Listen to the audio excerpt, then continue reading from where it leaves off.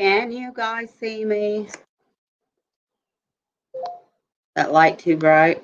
I'm in my shed. It's not prepared yet either.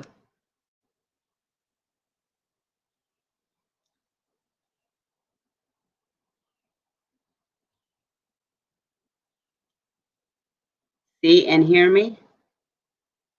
Okay. Well,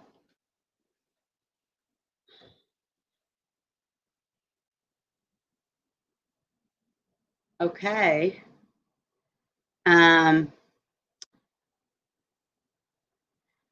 I'm going to, before I start on the case, I want to say hello to everybody. Hello, Crime. Rosie, Babs, Photo, Riser, Nico, Mel.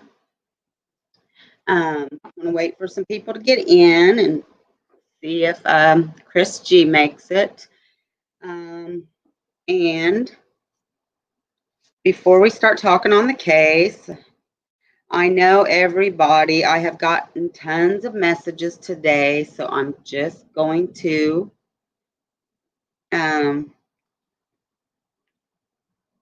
mention this a little bit. My shed's not ready, guys, okay? I haven't even worked on it, but I thought I will go live out here tonight. It's quieter. And I don't have my green screen up, but I have a little bit of a background back there. But the light is bright back there, isn't it? I don't know if, hold on a second. Oh, that one's not on. I thought it was, but it's not. Oh, it is. Let me see something. No, that's not going to work. Sorry. I thought that would work better. So, well, hopefully that light doesn't bother you too much.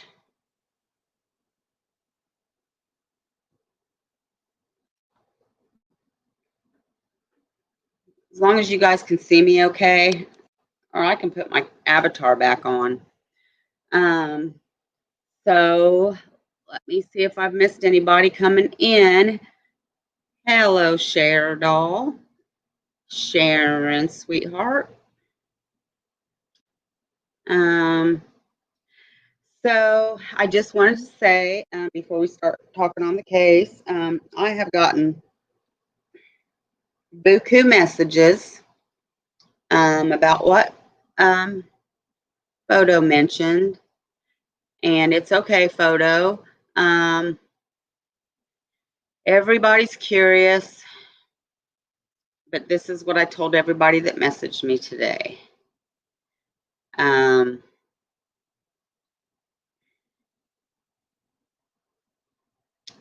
Well, I got messages like,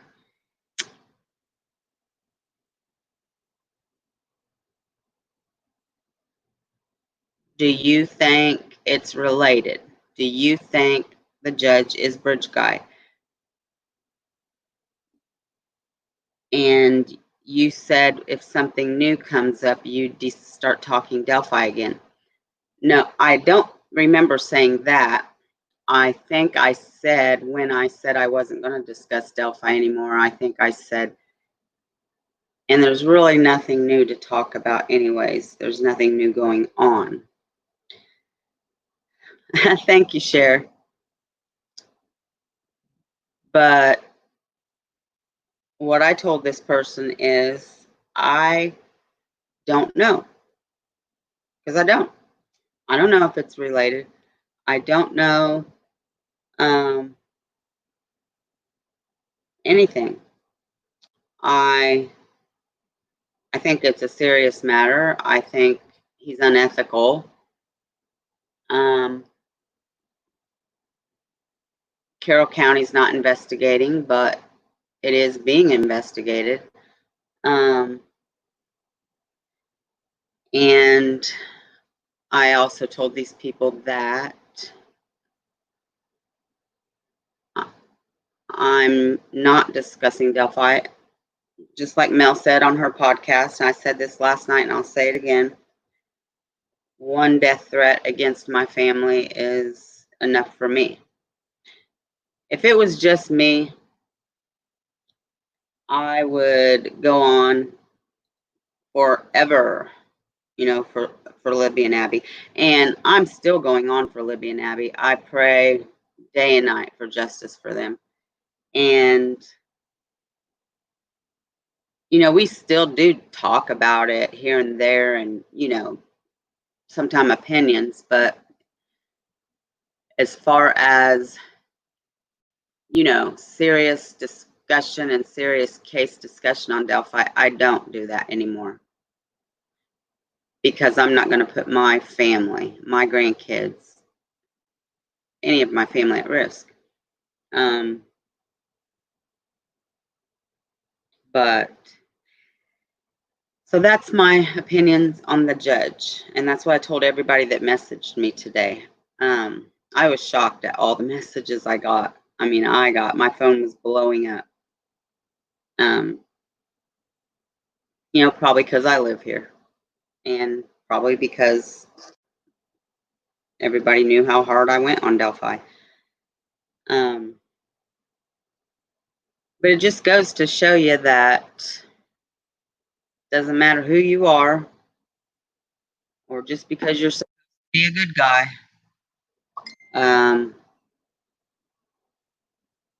You can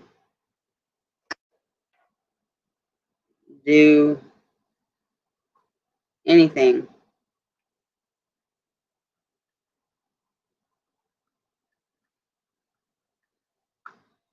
Excuse me, guys.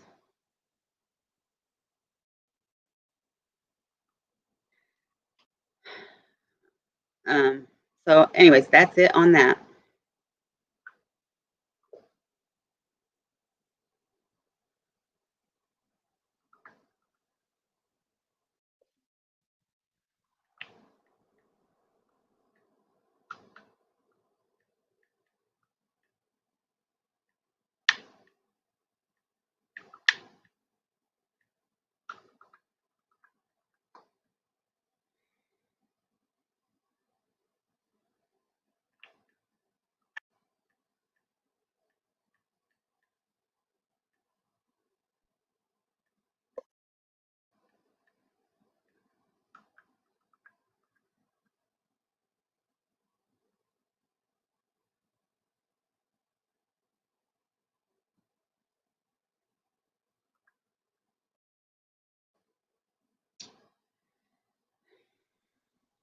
Just 1 second, guys.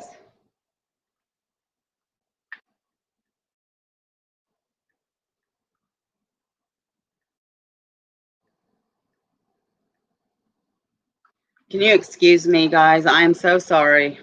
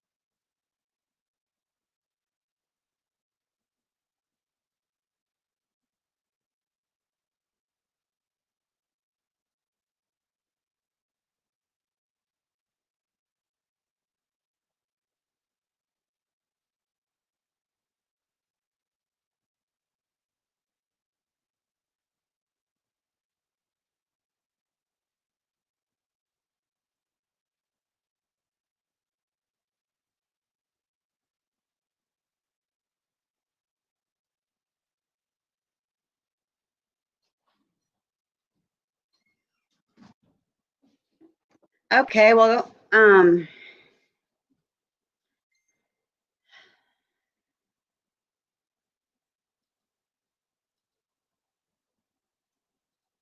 So, um,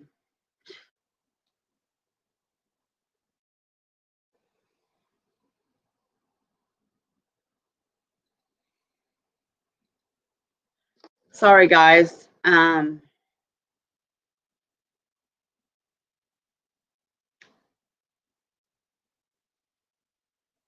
guess we're not doing this case tonight.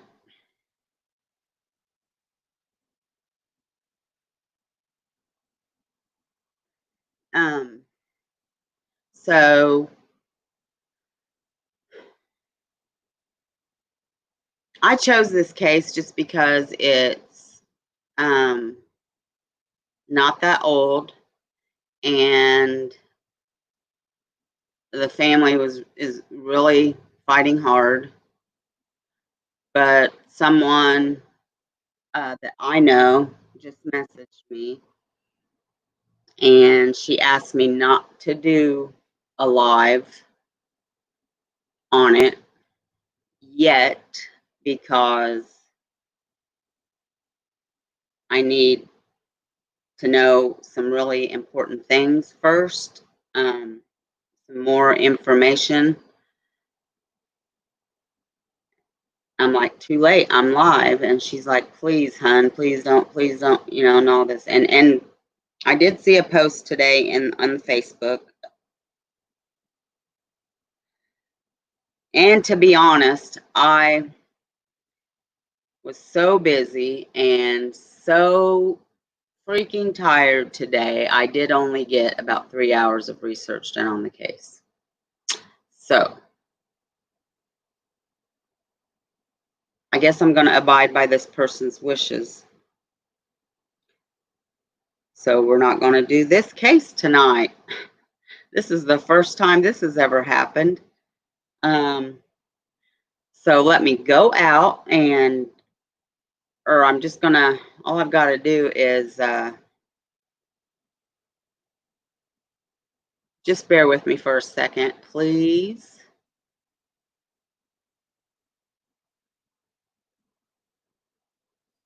This has never happened. Please forgive me, guys. I have an idea, though.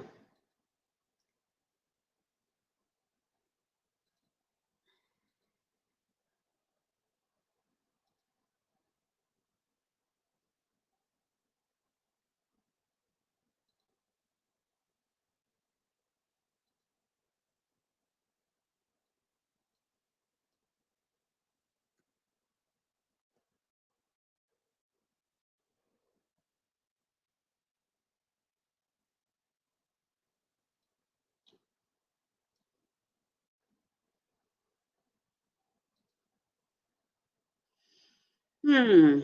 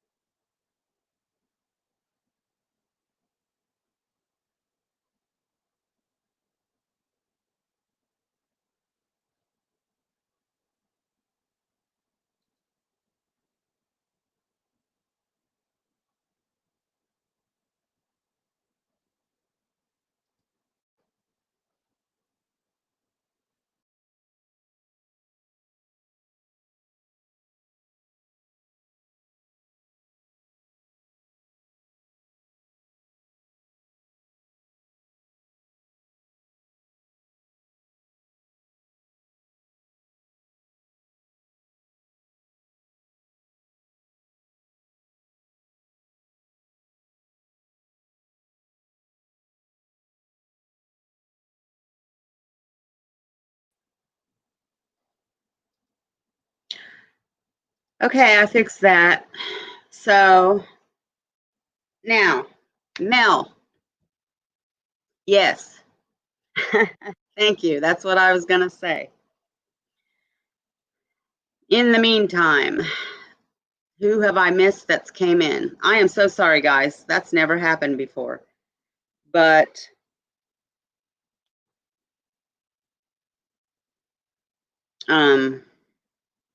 yeah. I mean, I was going to come in here and tell you guys I was winging it anyway. I didn't get much time to. I had to take my youngest grandson home. I had to run a lot of errands. I am so tired today. Well, I mean, I feel a little bit better tonight. I've drank a lot of coffee, but and so I did not get much research done. But I mean, I felt like you know, but I guess it'll be better if I get whatever information I need for a later date.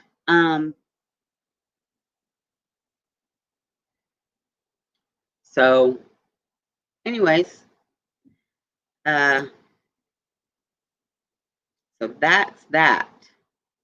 But you know how it goes. I took him home, and my son's like, Eli wants to come back with you. I was like, oh, I need a break. But he's my oldest. I can deal with it. So, okay, who have I missed? Let's see. Otto. Hey, buddy. Well, Christine Barrow, where you been hanging, girl?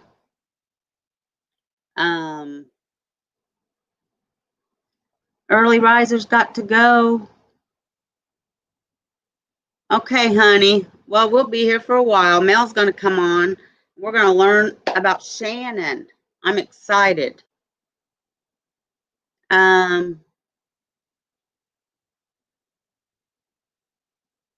Oh, thank you, crime. If you trust the person, then I guess don't. Some things seem strange. Well, I did see. It looks like some more evidence or information's coming in on the case, Mel. So, and I really didn't get a lot done. I really didn't. I mean, I even told crime, I'm winging it. I'm going to wing it tonight because, and I was nervous. I told my husband the same thing. I know you guys do, Sharon. I know you guys do. I love you guys, man. I'm sorry I repeat myself all the time, but I just want y'all to know that. I brag on you guys all the time. So, Mel, hi, Junie. I just want to make sure I say hi to everybody, Mel, and then I'm going to send you a link if you're ready. I want to make sure I didn't miss anybody. You already had your surgeries, Christine? Okay. Mel, you ready for me to send you the link?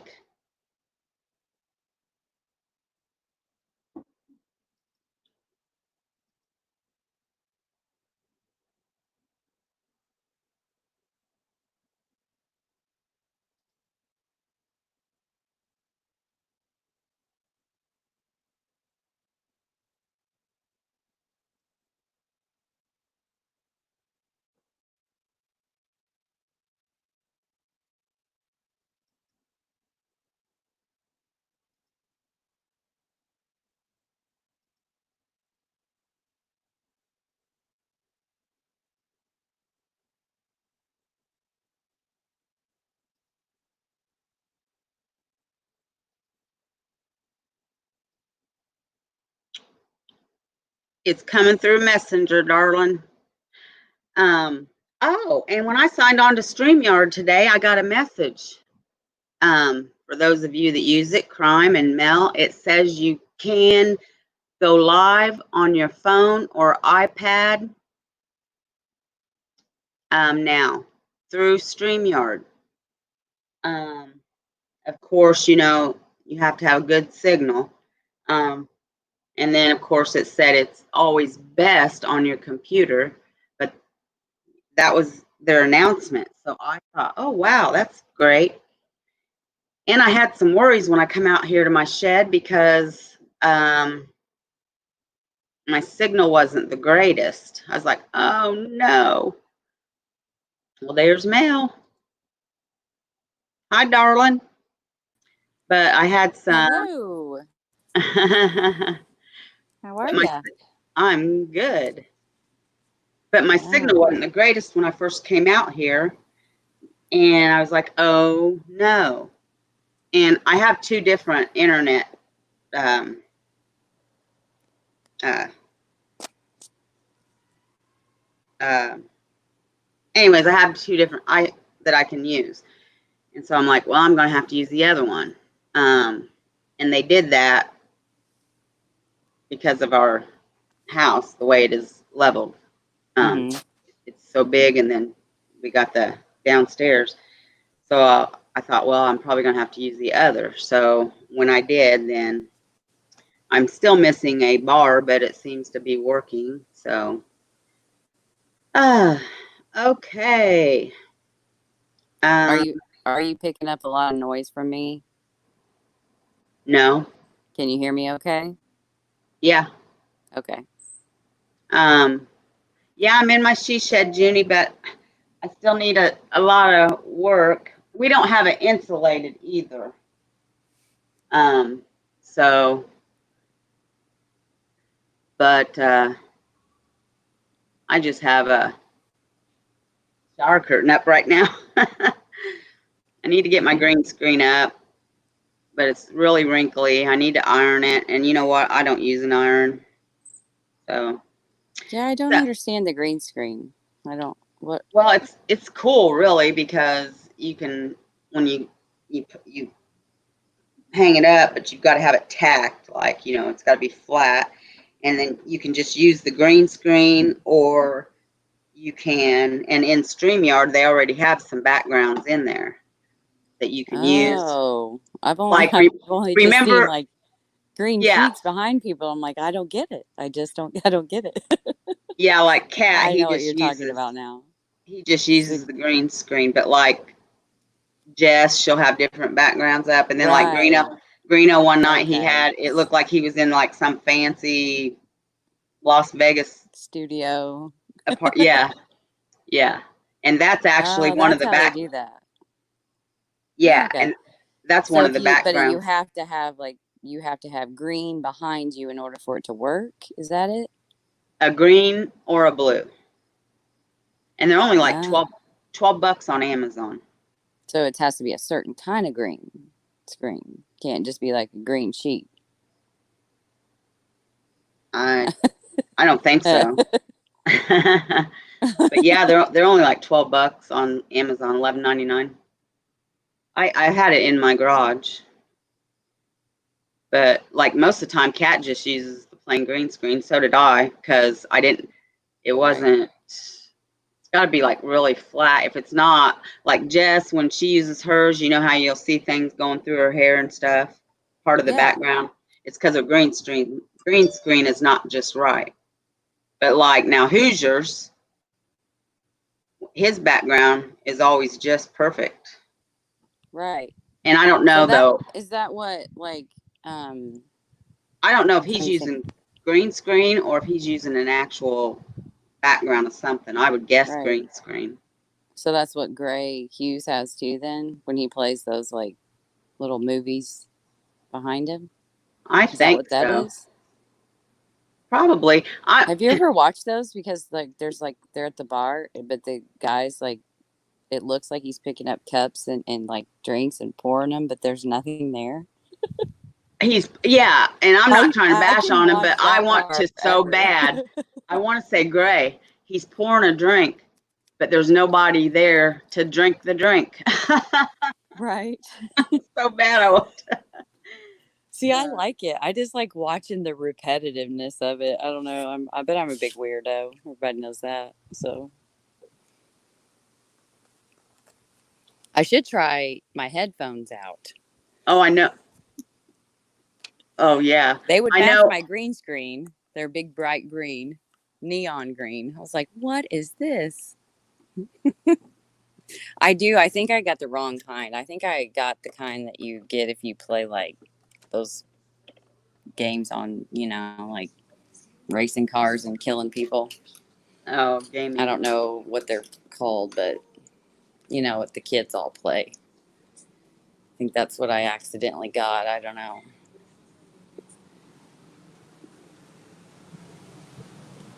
Dampen it and throw it in the dryer. Yeah, Sharon, that's true. Um, so, all right. So, Mel, fill us in on Shannon All right. Paulk from Alabama. Yes. So let me find a chair that doesn't squeak. Yeah, I'm in my big chair that I used to have in the house, guys. I do miss it, but man, it took up so much room in my kitchen and the table.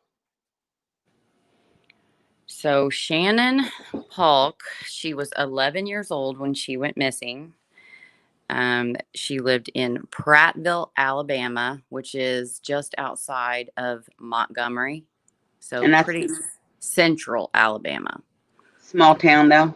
Small town, Yeah. small neighborhood on August 16th of 2001.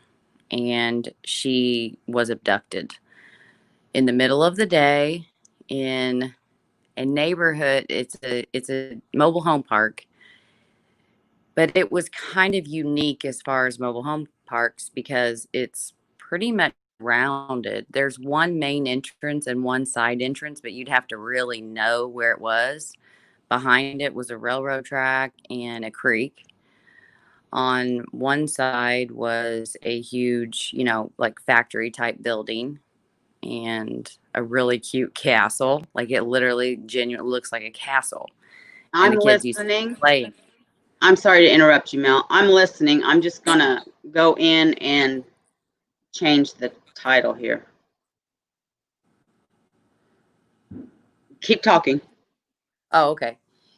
So we have kind of narrowed down. I've been working with the neighbors and family of Shannon for since November of last year.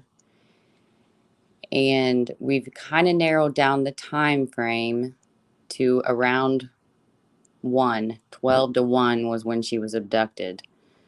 No one heard anything, no one saw anything. There was a witness that two young girls who gave a description of this sketch.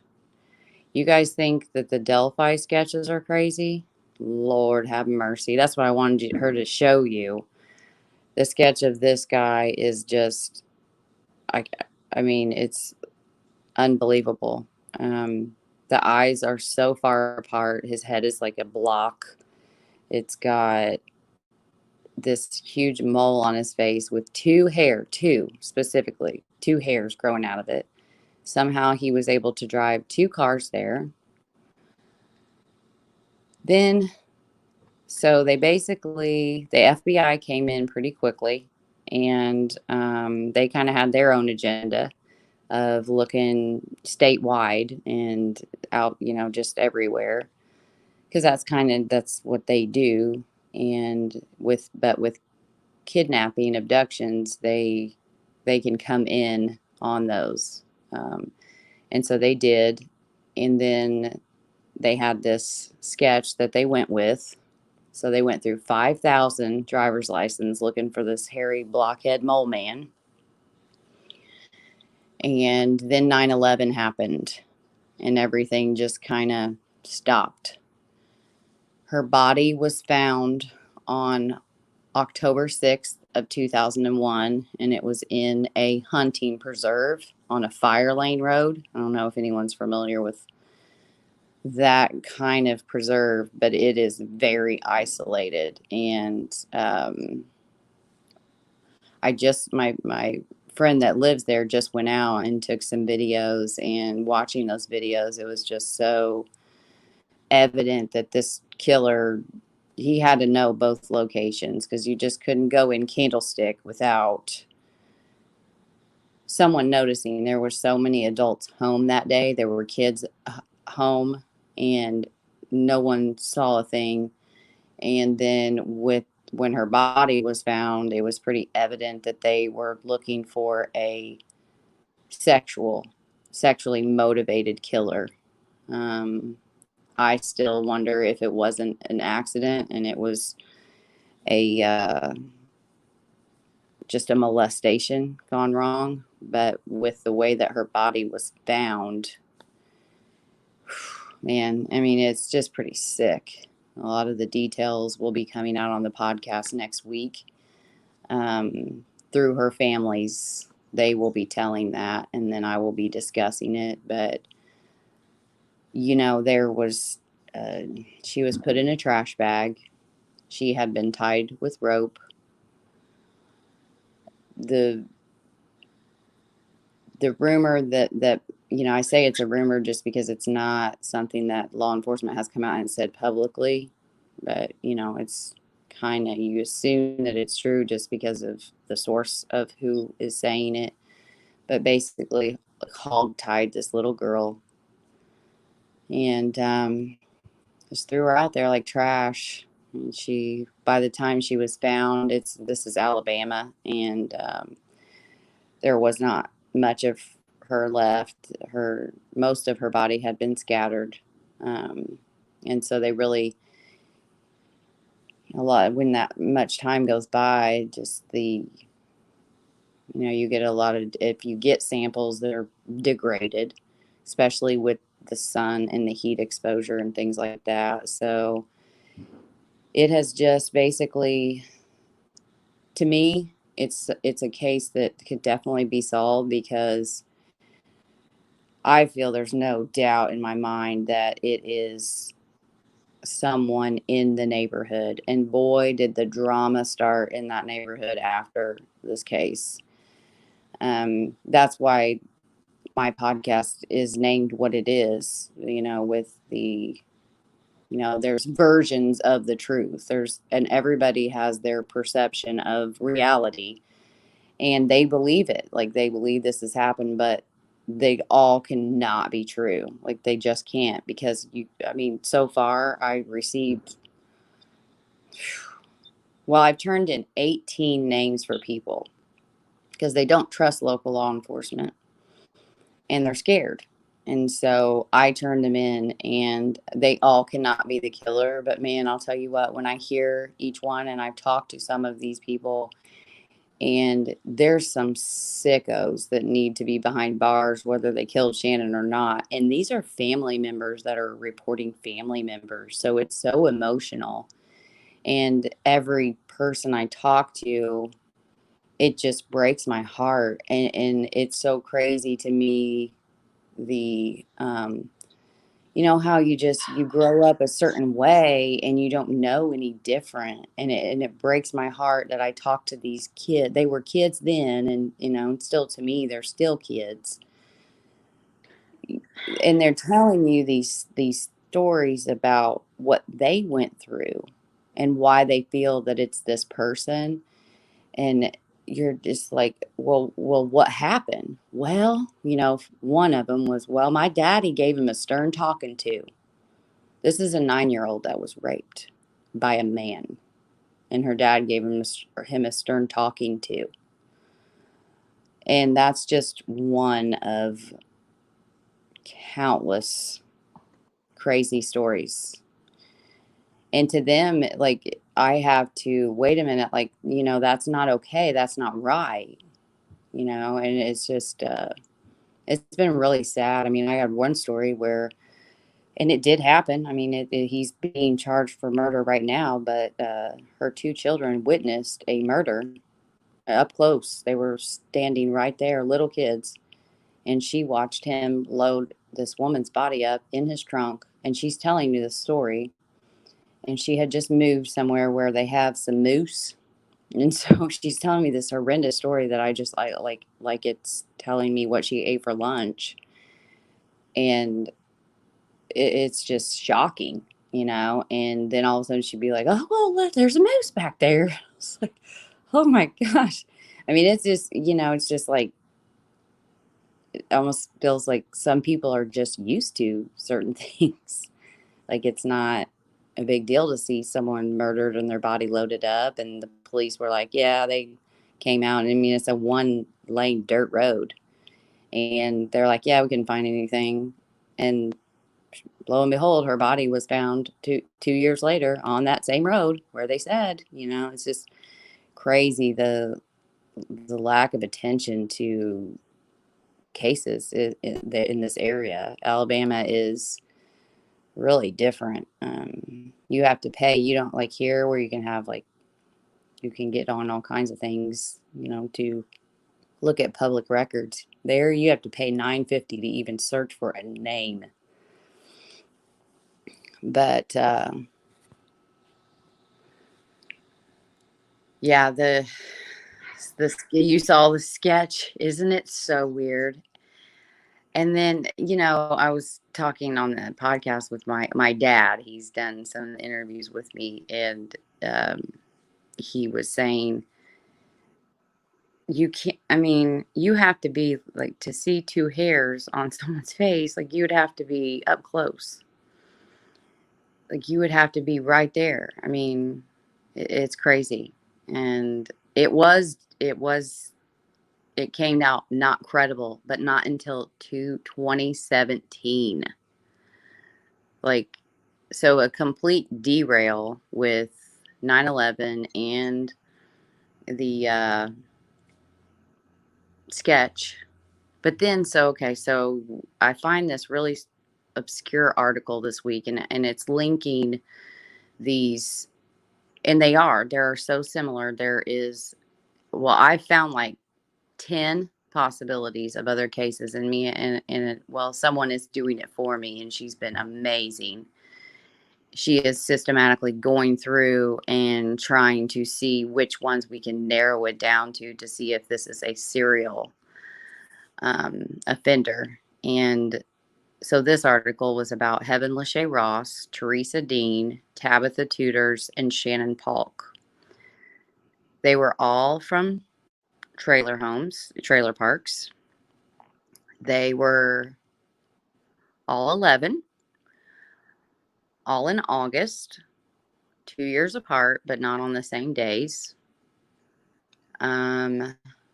They all were found, or some have not even been found yet, were found not where they were killed. So the bodies were moved and put somewhere else. And there was construction sites at each one during the time. I mean, it's just crazy of how many similarities, yet there hasn't been anyone that's really been like actively looking at these cases as a whole, like the FBI, for instance. You can't get a hold of anybody. It took me maybe 5 months to even get a tip line number, because you would call and they're just, wrong number. Couldn't get an email. Couldn't like it. I mean, it's just like, even I'm going there in this August for the vigil, and I mean, it's just crazy how much these people care about this little girl. And I mean, this isn't something that happens there. And in murder data, it says the case is solved. Like, it's the weirdest, strangest, so many strange things. And they keep saying that's what the way that the investigators act. I know there's been talk of that over the last few weeks, of like how their wording is always the same. They'll say we're missing that one piece of the puzzle. We just need that one piece. And just a lot of the word they use are just identical to Delphi. And it just like scares me that that's where we're going to be in 19 years. And so I've just been pushing and trying to work hard and do something. And these people it breaks my heart that some girl from Indiana is where they have their most hope in. Like that's sad. That's really sad that they don't have anything better than that. and they are just the sweetest people. And Shannon was, I mean, just a beautiful little girl on the inside and out. Just wanted everybody to be happy. Very, very friendly, which was the same with the other ones that I mentioned. And there's more. I mean, there is. It's really weird, and you kind of got that area where I usually give, if it was a serial killer, you're looking at maybe um hour and a half is what I kind of think of, like a radius, or if they travel. But yeah, there's a lot of they say there's three good suspects, and they just need that one piece. There's got to be so much DNA that they could run. I mean, a trash bag is just like a haven for, if you find a profile inside of that, I would think that you would be able to catch this killer. I mean, how else is it going to have got there? But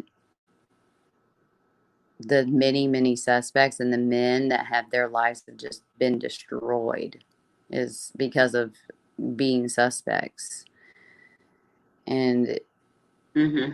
it's just, I mean, there's so many.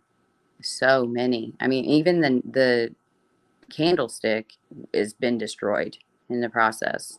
Just, it was a nice, I mean, it was a place that people like wanted to live. It's not like your normal mobile home park, at least back then. It was a place that, people felt like they moved there because of the community. These were people that looked out for each other. They had block parties and cookouts together and parties for the kids. I mean, it was just idyllic, is the way it's been explained.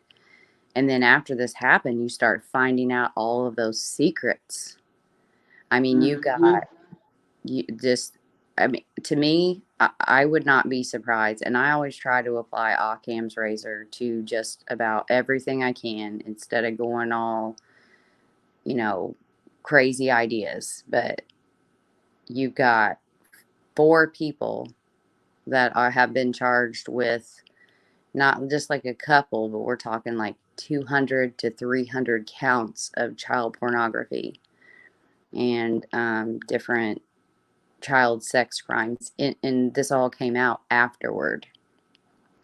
There's just, it's just crazy.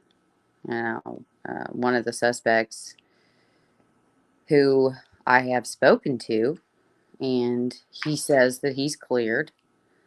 And when I called, they definitely would not verify that. That's what they said. But others have been cleared, and to me it seems like they Public. must have some DNA, because Have they have they been cleared publicly? not the not the one that I spoke with, The but others, though. the other two. There's been two of the ones that were sharing child porn and taking pictures themselves as well. Because see, in the Delphi case, like law enforcement, they'll tell the people, they'll say, you're clear, but they won't publicly do that, Right. Yeah, I mean, except for, they say the same wording. We're no longer looking at him as a sus. They'll say things like he's not on. What did they say about Daniel Nations? How they worded that? That's what they said about Jack Gibson. The and then the Maxwells, they said it, and then right, finally in the HLN podcast about Ron.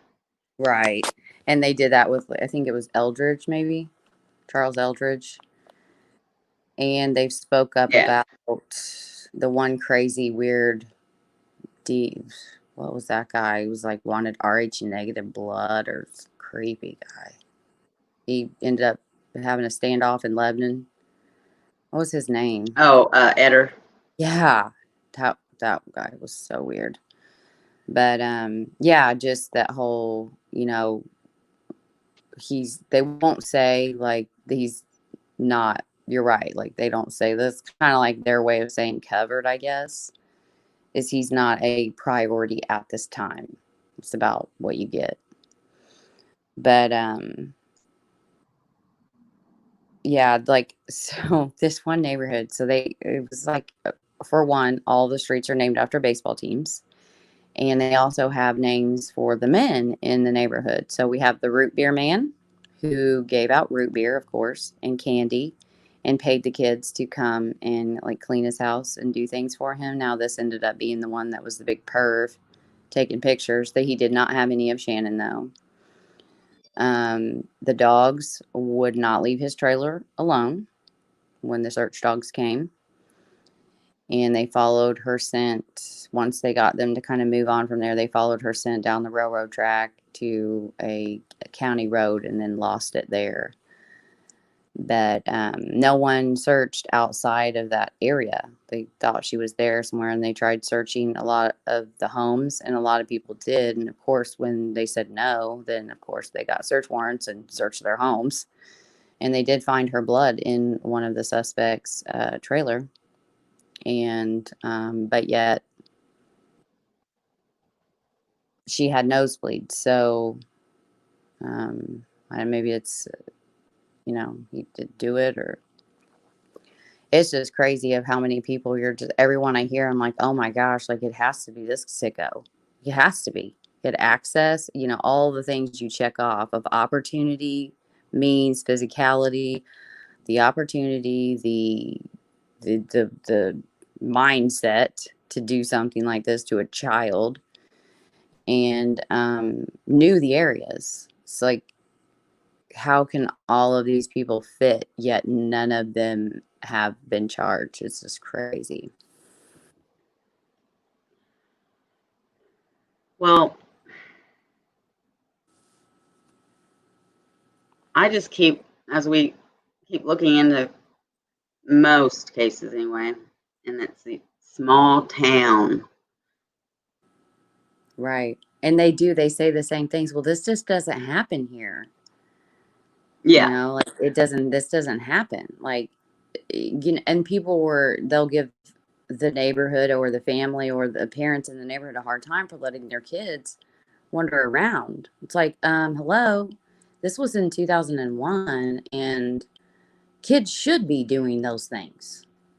They should be outside. They should be playing. They should be able to go to the creek and slide down the dirt hill.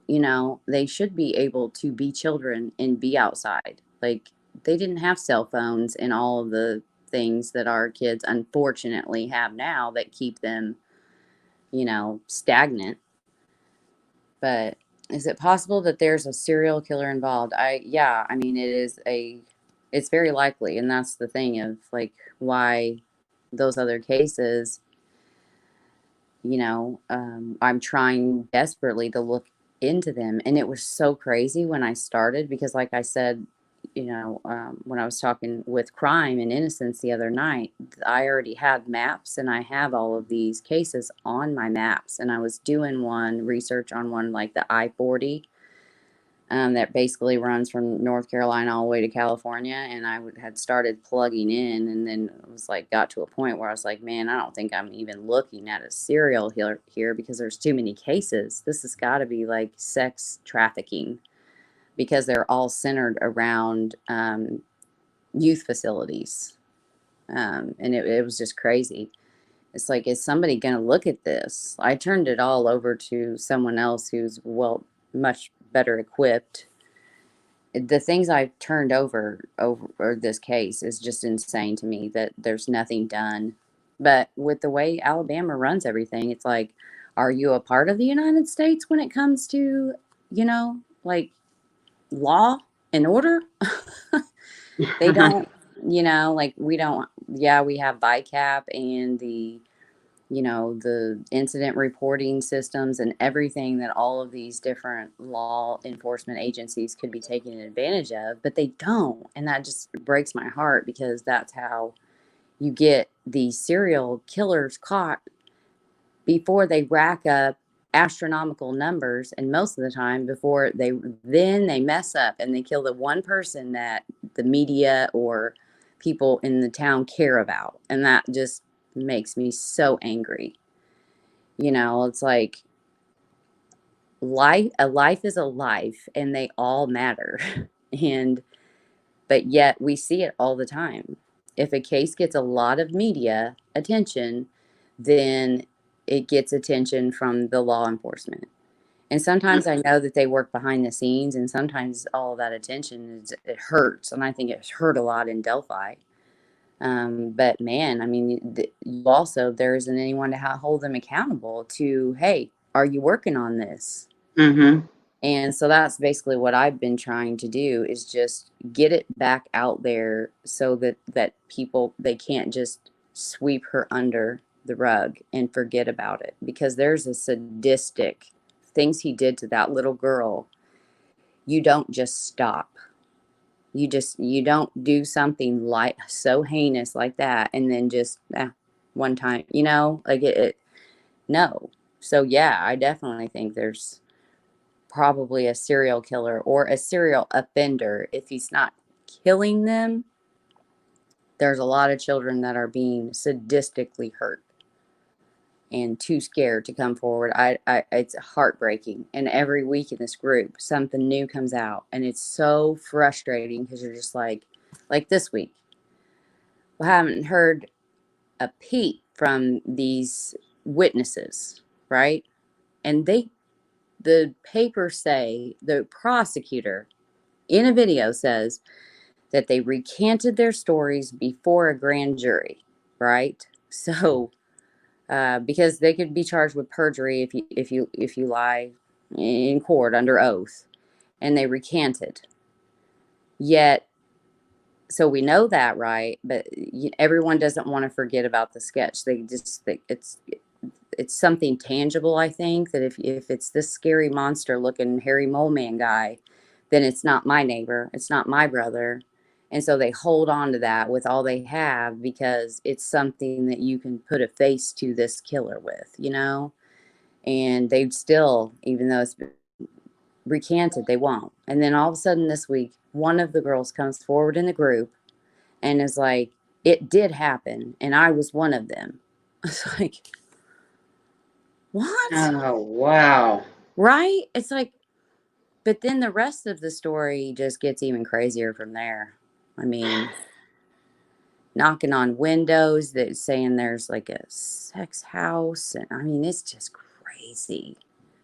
Like I can't even explain it. There be any case like this case around the area.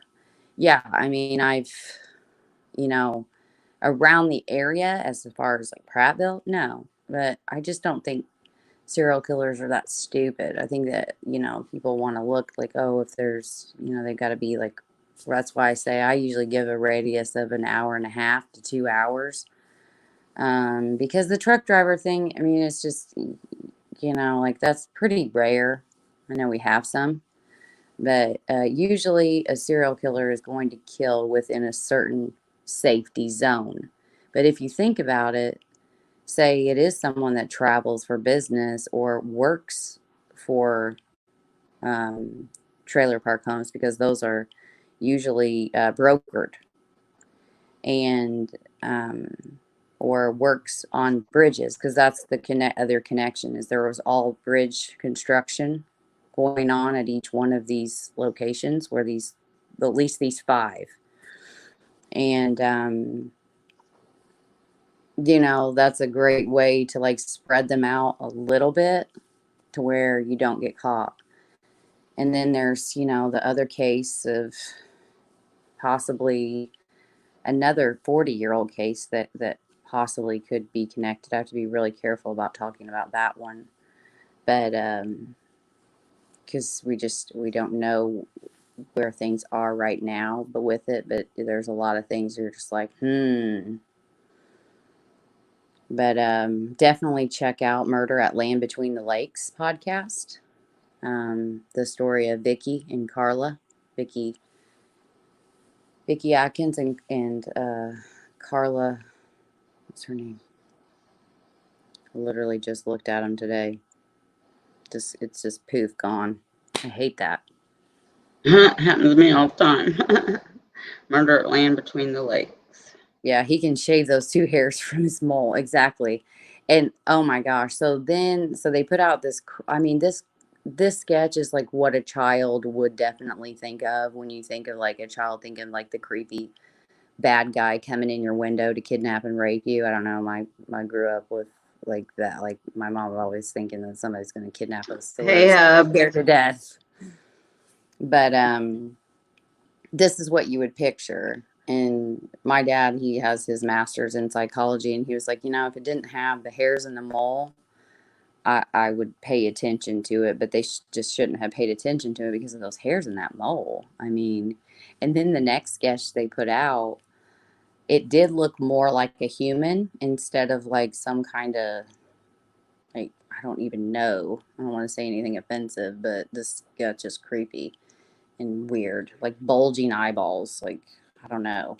And the next sketch does look a little bit more human, but the hairs in the mole, they are literally have them drawn on thick and long to where they go from the mole on his cheek all the way and touch his nose. It's like, what? I'm sorry, but you're just not going to see that. Like, I just don't buy it. Oh, and there's so much misinformation. And then someone will, you know, like, it's just all of the, it's all couldn't have happened. There's a walker that was found, like, she was seen with this walker carrying it around. And the walker was found near the pond. And someone picked it up and took it home. They thought it was set out there as trash. So she took it home. And so we believe that whatever happened to Shannon, she was taken right there where the walker was. But it's just crazy, the amount of information that there is and yet nothing, you know? This breaks my heart. You've been in the group for a while, and I appreciate that. Do you have any questions or things that you've seen that you're like, things that made you go, hmm? well, I know I've been in there, but like I told you, it's been so difficult for me to follow because, like you said, the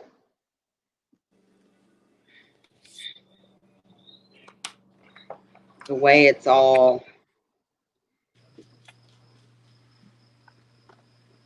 you know, kind of, you know, Mm-hmm.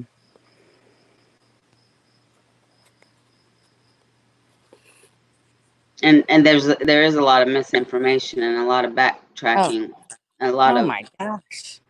you know. Oh, and you know, and the thing with, but yet They when want an to know if you episode have a comes link. out, They want to know if you have a link to the picture, to the sketch.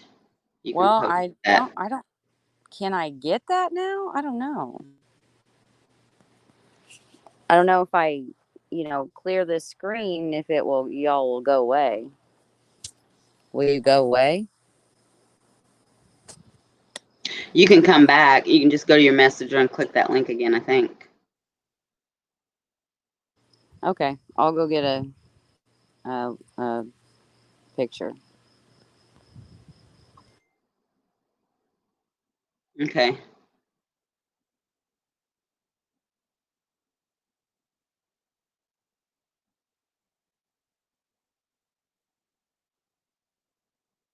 And how many what, Nick?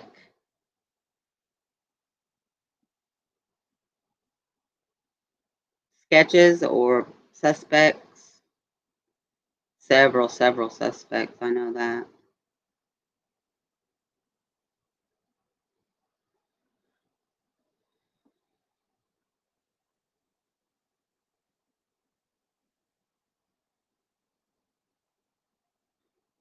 Yeah, my hubs just pops in, says hello, and pops back out.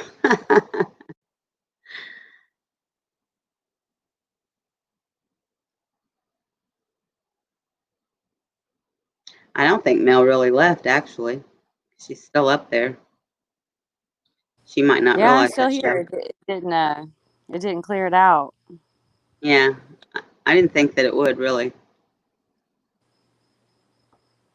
wonder why this picture is sideways.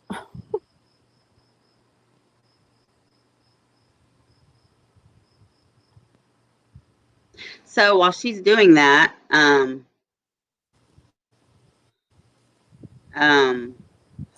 Do I send it to you and then you can share it, or what? you're a mod, so you should be able to post it in there in the.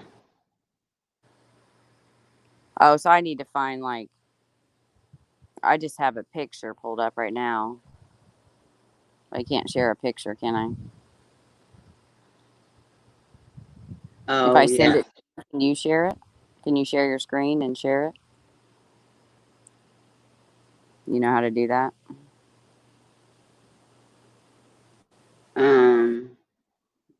Yeah. If you send it to me in. Yeah, if you send it to me in Messenger, I think I can. Oh, in Messenger? Okay. I think so. But for those of you that came in afterwards, the reason we changed cases, is because somebody really close to the case that I know asked me not to go live on that case tonight because there's some stuff that I don't know, I guess, some really pertinent information, and there's still information coming in. So she asked me not to go live. And really, I had a super busy day, and I really did only research probably about 3 hours. So I was really going to be just winging it. Um, so I honored what that person asked me to do, and I did not do that case. And Mel was in here, so I asked her if she wanted to come on and talk about Shannon Paulk. So that's why we're talking about Shannon tonight. And Mel's channel is called Cold Truth Podcast, Carolyn.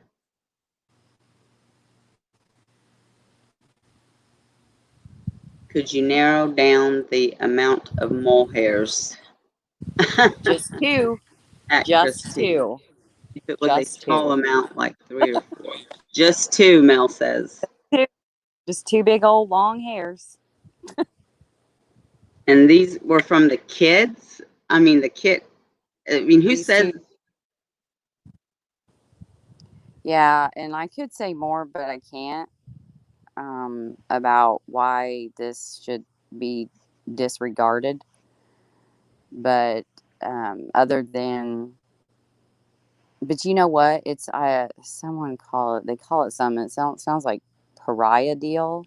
Pariah deal. Correct. I bet criminals will know that. Like, where you see things like when you have a sketch, then you end up finding people that look like the sketch. So I just sent you an example of that someone had found and sent me, and it does. I mean, other Okay, than the so big let me check my blockhead thing, but messenger.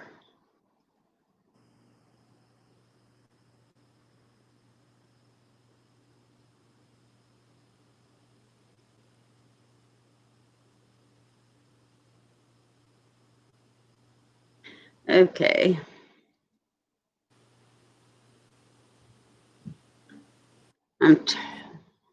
Hopefully I do this right, because I'm telling you, I am tired tonight. I don't know why I'm been so tired today. I mean, actually, when we went in town, I started feeling really funny.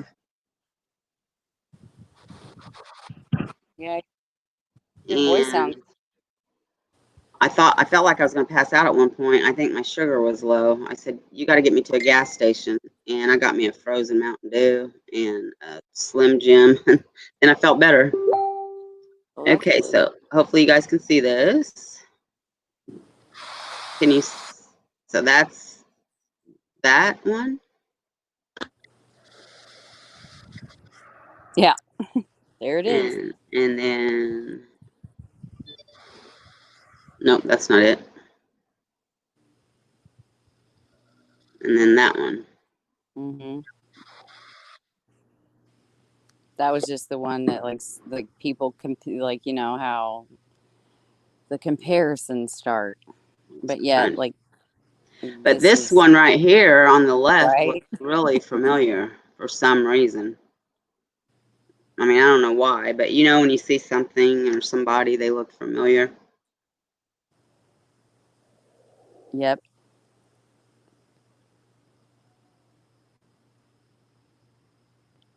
Hmm. Huh. Okay.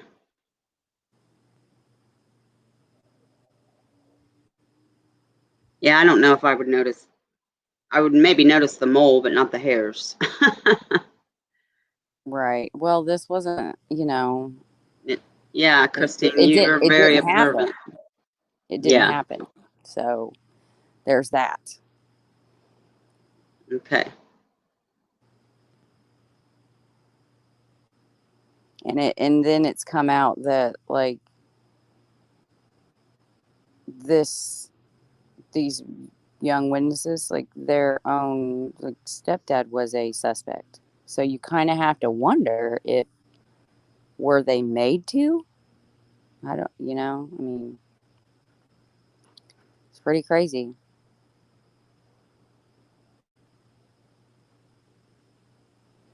And then I did inquire about the murder data because they get their information from what is can be made public from VICAP. So it comes from the FBI, and their sources are listed as Prattville Police Department, right? And Mhm. it says that it had, gives the year, everything. The suspect is a white male. It's solved, and the cause of death was beating. Yet it's not solved. So you're kind of like, what the heck? And I talked to Thomas Hargrove, which was just so awesome. It was like a dream come true because I just respect that guy so much for the work that he has done. Just literally just said, I'm going to do this because no one else is. No one else is caring about putting these patterns together and connecting these cases. Because that's why we have serial killers, because they're not stupid. They kill the uncared about, the forgotten, and that's what I said earlier. When they mess up and they kill someone that um, isn't a prostitute or on drugs or destitute, then they'll get caught. It just it makes me so angry because so many deaths could be prevented if they just would enter the information in VICAP and CODIS and the things that are out there, but they're not made to by law yet. Most choose to, but I was surprised to even see anything from Alabama on there, to be honest. And the fact that you have to pay for public information just really ticks me off. And it's $9.50 just to search a name. That's not to even see their criminal record. I mean, what a racket! And this Jeez. is like, you want to talk about a Reba McEntire song with the judge in the town's got bloodstains on his hands. Oh, but he does. I mean, this judge that has done some crazy stuff in his county. Lo and behold, shocker. I mean, he had to, well, he was actually prosecuted because he was basically trading sex favors for low bonds. And this all like right? It sound familiar? Like this all comes out after all of this. And just well, the last person to see Shannon alive was a police officer, a Prattville police officer. So it's just like crazy. And then the like two of them, Teresa Dean. Sorry, I'm walking through my house again. Teresa Dean and um, Shannon Paulk. They're literally described the exact same way. Like so friendly that they would just go into their neighbors' homes and hang out until they got home. Just very overly friendly kids and naive and trusting. And they were both seen, like, Teresa had gone to her neighbors to play with puppies, and Shannon had gone to her neighbor to play with a puppy. It's just weird. And then never seen again. Teresa Dean's body has not been found. Heaven Lachey Ross, her body was found in a different location, um, kind of like on the way back to Prattville. And the papers have linked these too. Hmm.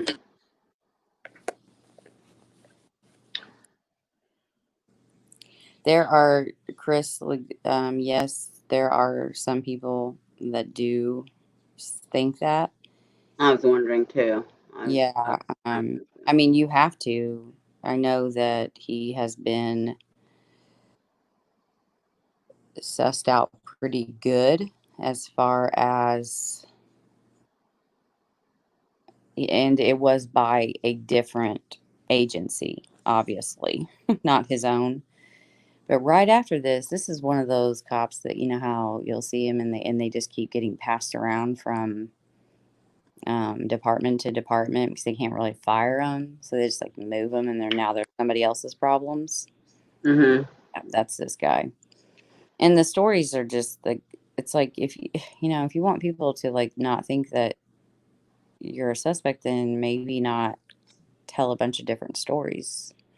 And then this same guy happened to be the one that saw the walker on his way to work. So he was at home. Shannon came by because they had rescued a puppy for her, and she wanted to play with it. And they also had two sons that were around her age that were her friends. And this was their stepdad. And so she came to their door, and the boys answered, and he came to the door as well and said, "Sorry, you can't come in." His wife wasn't home, and he needed to get ready for work, so she needed to go on home.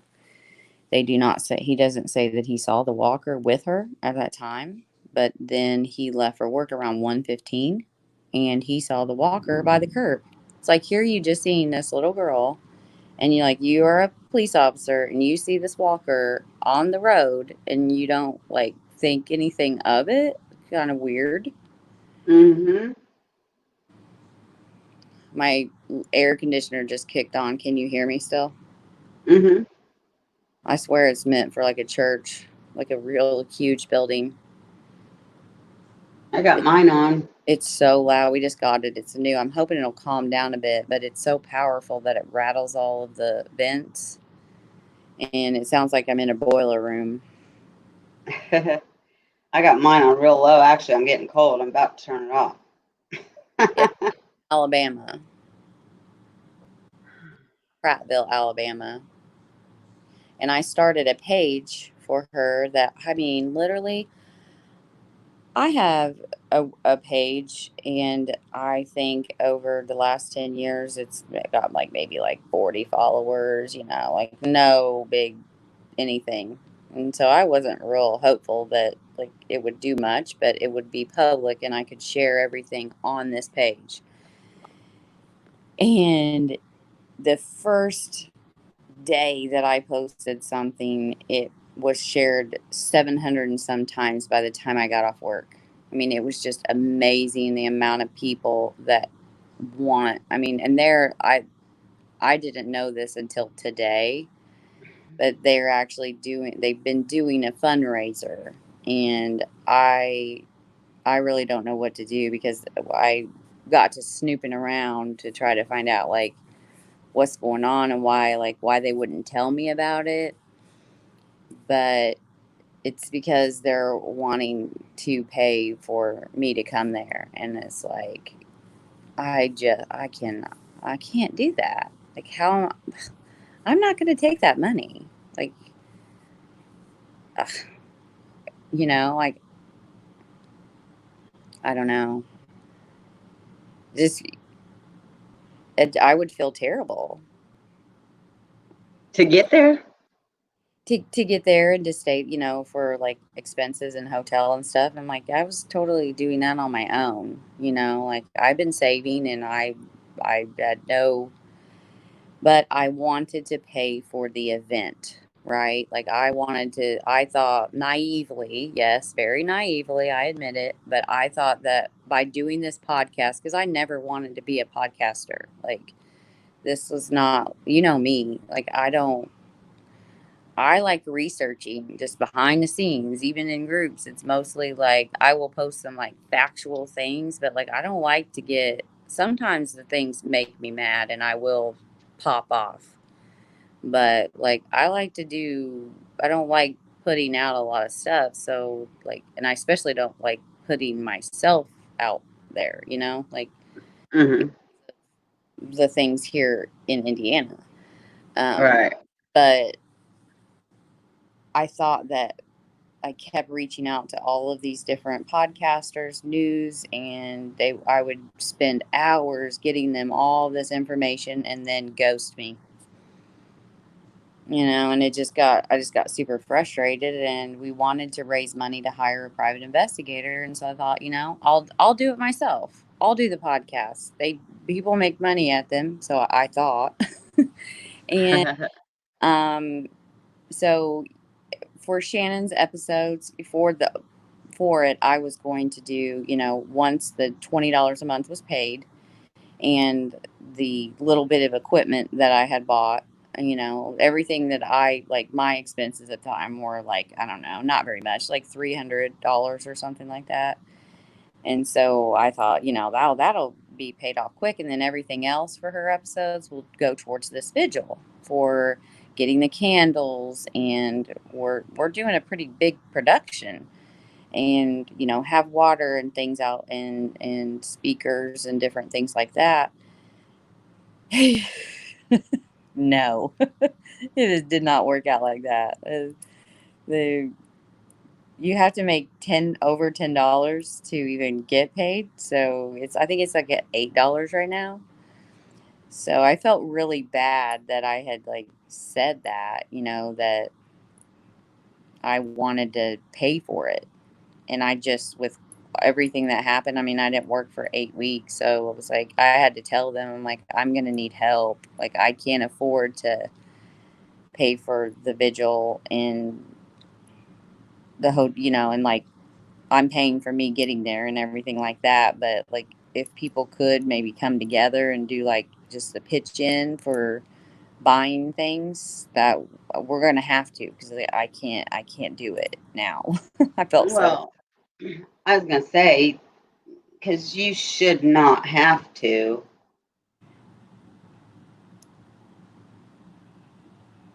I mean, you shouldn't. Well, it's my deal. I mean, I'm the one that was like, I'm having a vigil this year because I don't want to wait for the 20th year. That's when the newspapers and the police departments and all them and I hate that. Why does that have to be a 20-year anniversary or a 10-year anniversary? So what that it's 19 years? 19, Hmm. 19 years too long, and I want this solved by the 20 year. That's kind of been my, I don't know, slogan or what. I mean, I don't do this kind of like that kind of thing, so I don't know what it'd be called, but that's kind of like my mantra, is solved by the 20th year, because I do. I think it's completely solvable. And I think a lot of other children cases would be solved as well, and future children could be saved. Yeah, right. You live near there, Chris? He's been there once, he said, Oh, really? or near there. On a visit, or do you live in Alabama?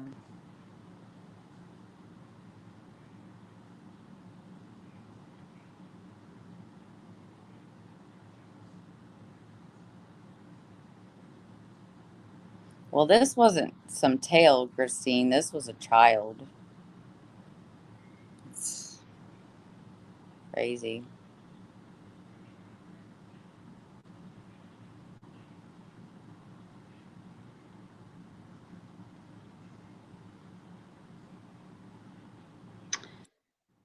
Well,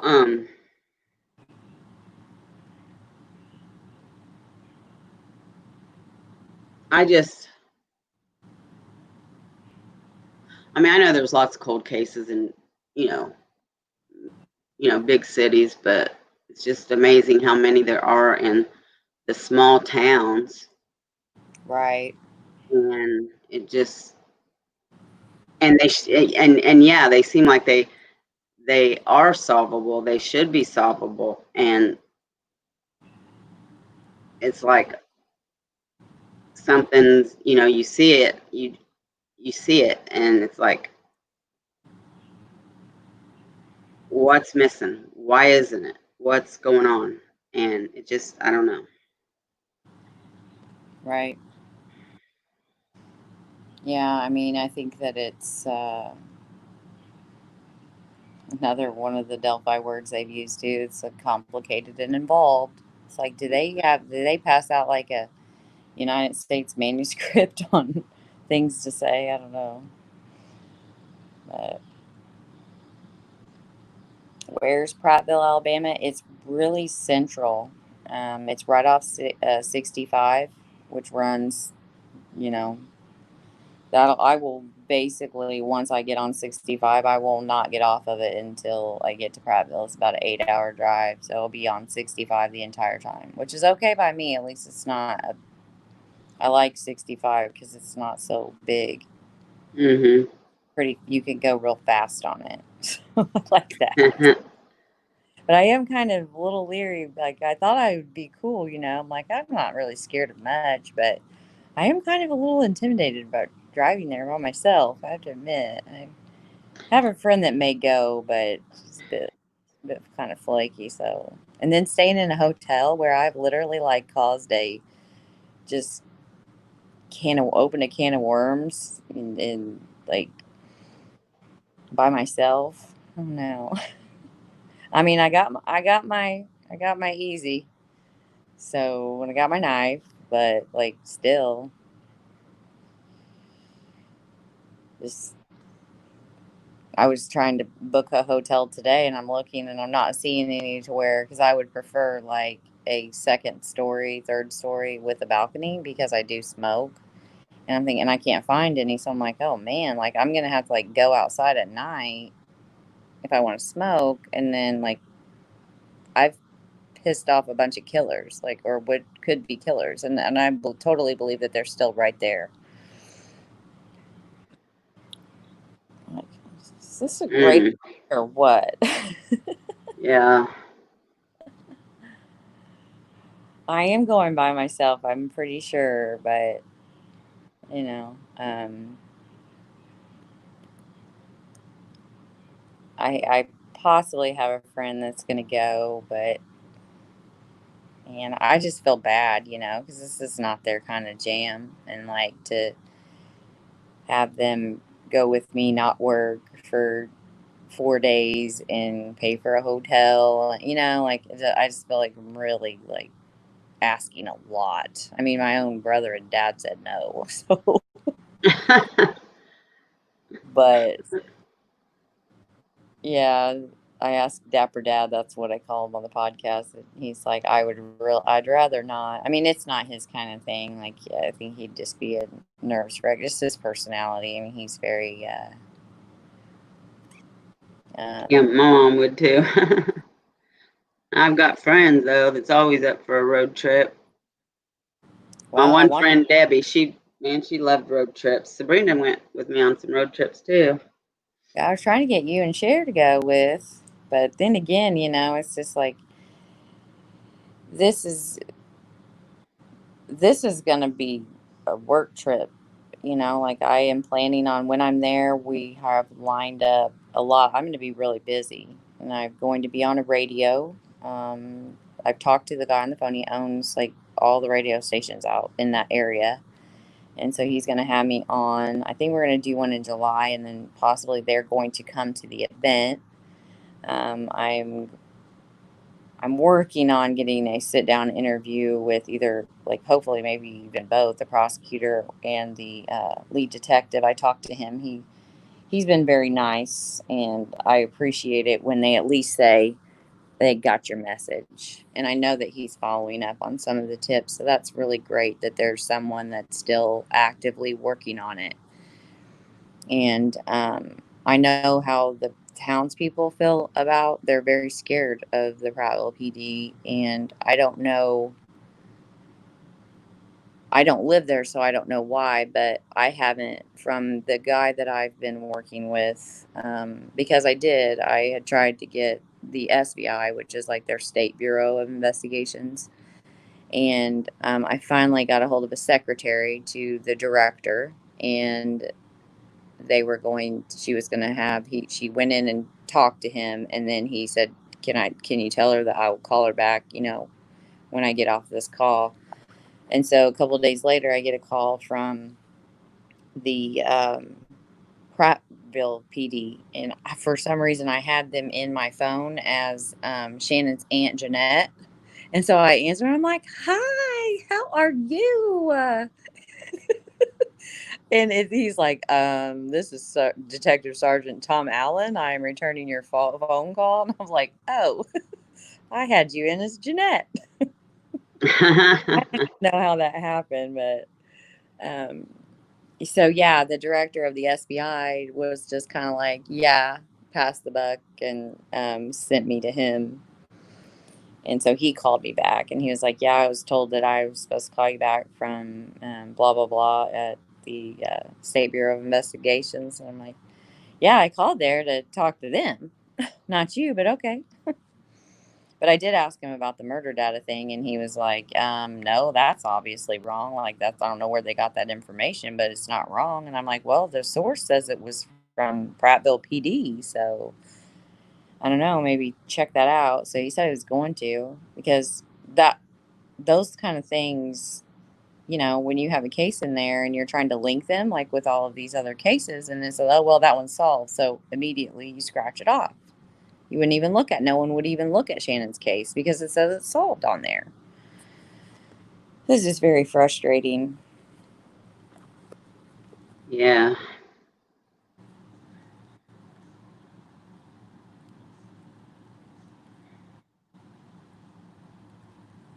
But yeah, Eyes bothering me. I think that they are very excited, and I just hope I don't disappoint anybody. I hope that um,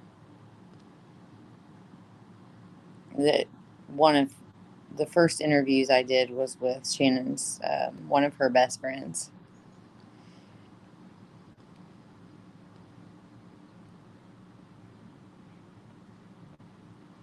Just a sec. Okay.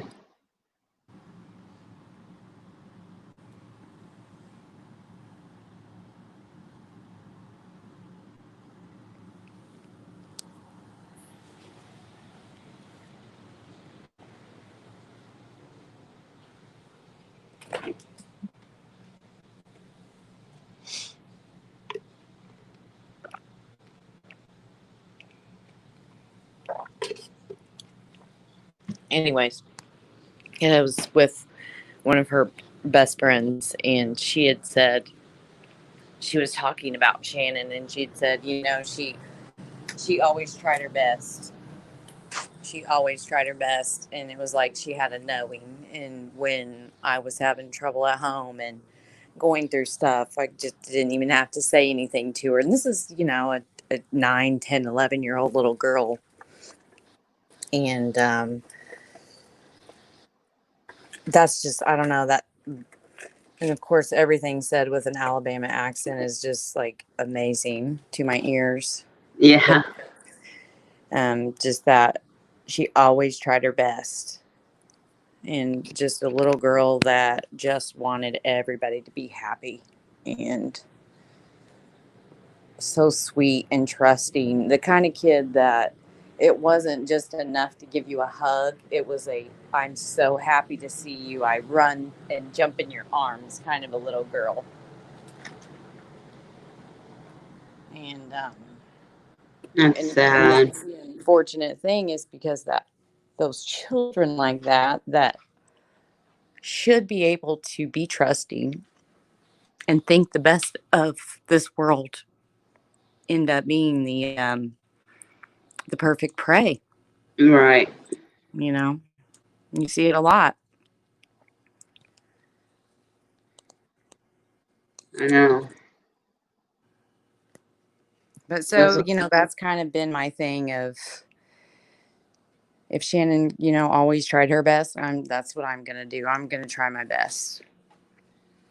And hopefully we get somewhere soon.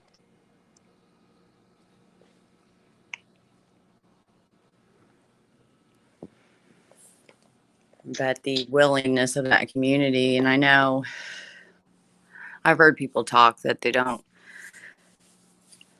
like when people exploit family members or to have victims' families on your YouTubes or like podcasts or whatever. And yeah, I get that if you are exploiting, but at the same time, her family members or no, I've heard other people say like, oh, I would never do that. I would never like have the family, interview them on YouTube or on podcasts or whatever. And to me, it's like, this isn't my podcast. It's theirs. This is their story. And if they want to tell it, I'll help them, right, and right, the same with Ray and Nicole. I mean, with Ray, I can't possibly edit just all the willingness of people that want to help and talk. And um, how boring is it just to hear from me? And this is their life. Like this is what happened to them, and they can talk on mine anytime they want to. I can't imagine being in their shoes, nor do I want to. right, But I sure as hell would fight like hell and try to be everywhere and tell, just like how Libby's grandparents have done, and so many other. I would do just about anything. I would talk and talk and talk until I couldn't even speak anymore at the end of the day, um, hey, where's to the find out who did that to my child. I just noticed something. My little thumbnail thing's not up there.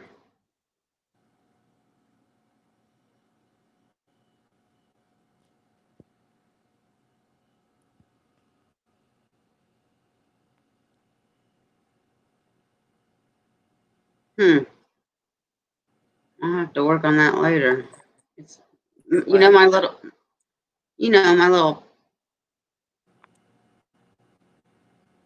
my little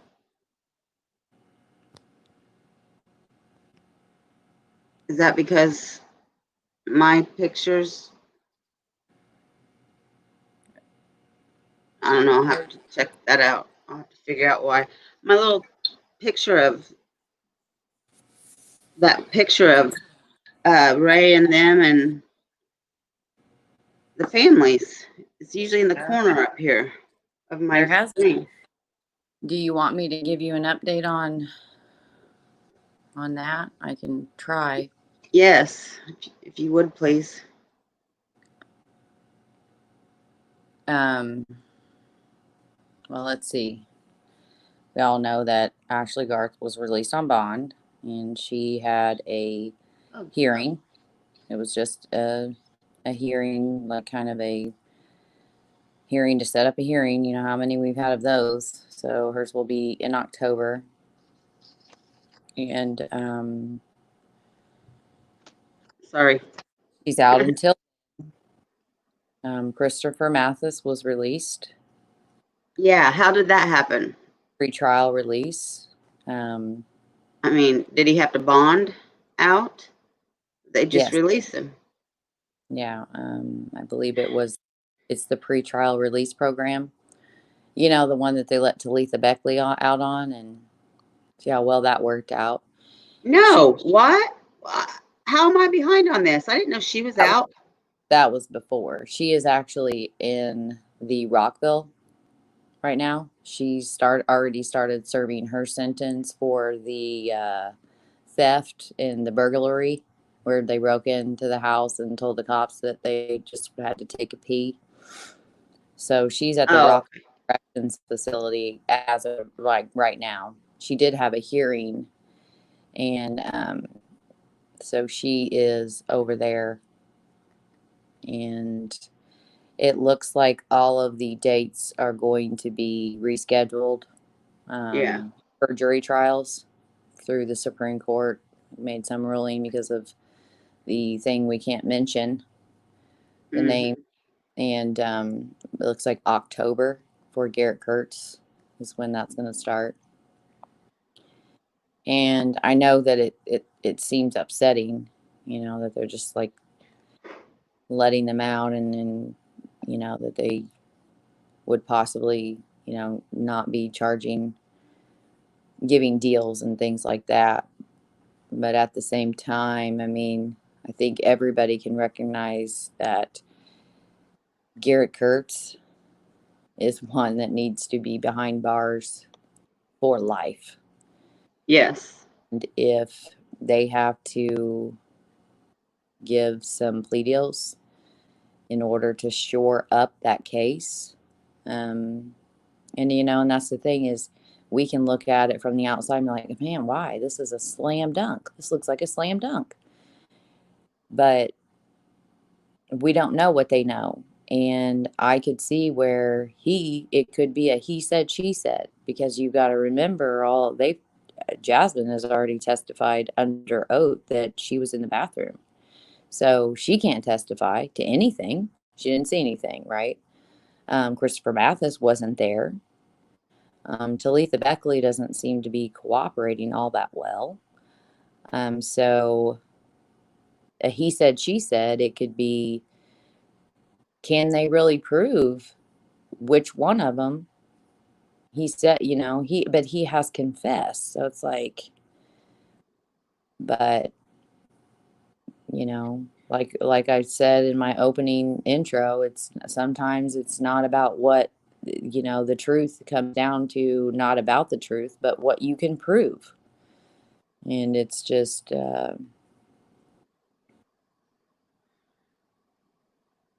that makes it tough. So I do hope that they do whatever that they can to keep him behind bars, because you got to think, when a jury sees him, and he can, just like any psychopath, when you look at different psychopaths like Chris Watts and Scott Peterson, some we've talked about just this week, um, Hmm. they can be real charming for a little bit.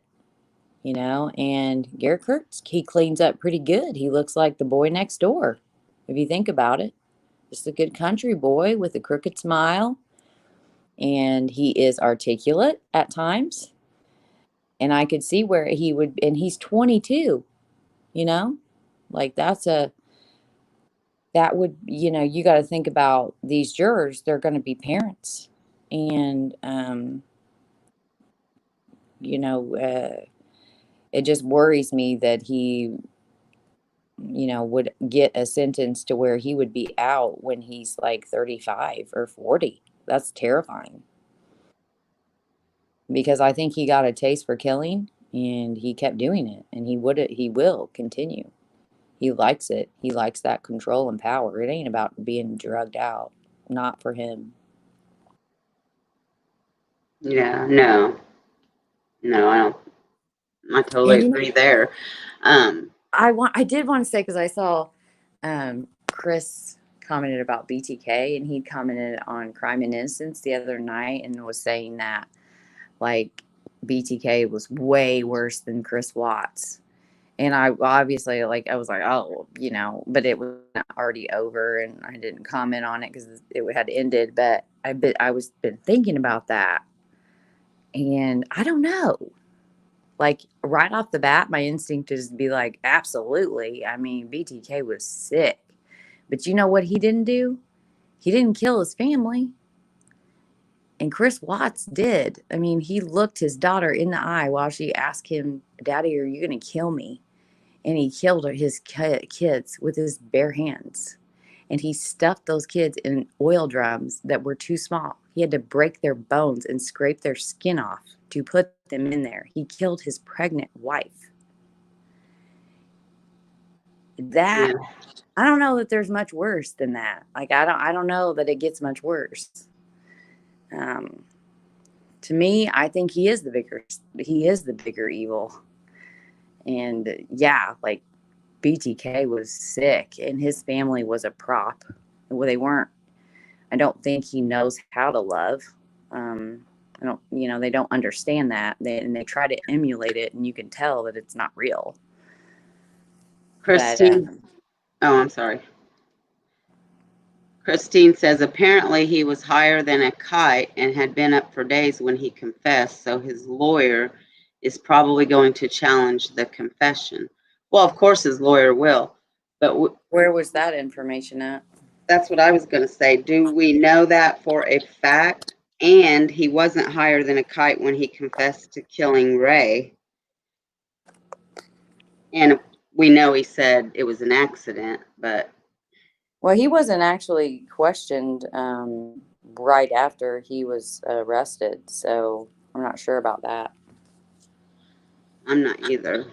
I mean, He I was just arrested think, and he was indicted on the he was arrested on the 1st and then indicted on like the 4th or 5th. And they wouldn't do that, like do an interview with someone that was, you know what I'm saying, like tripping or high out of their mind. Like, I don't know. I haven't heard that. I haven't either. I didn't see it anywhere.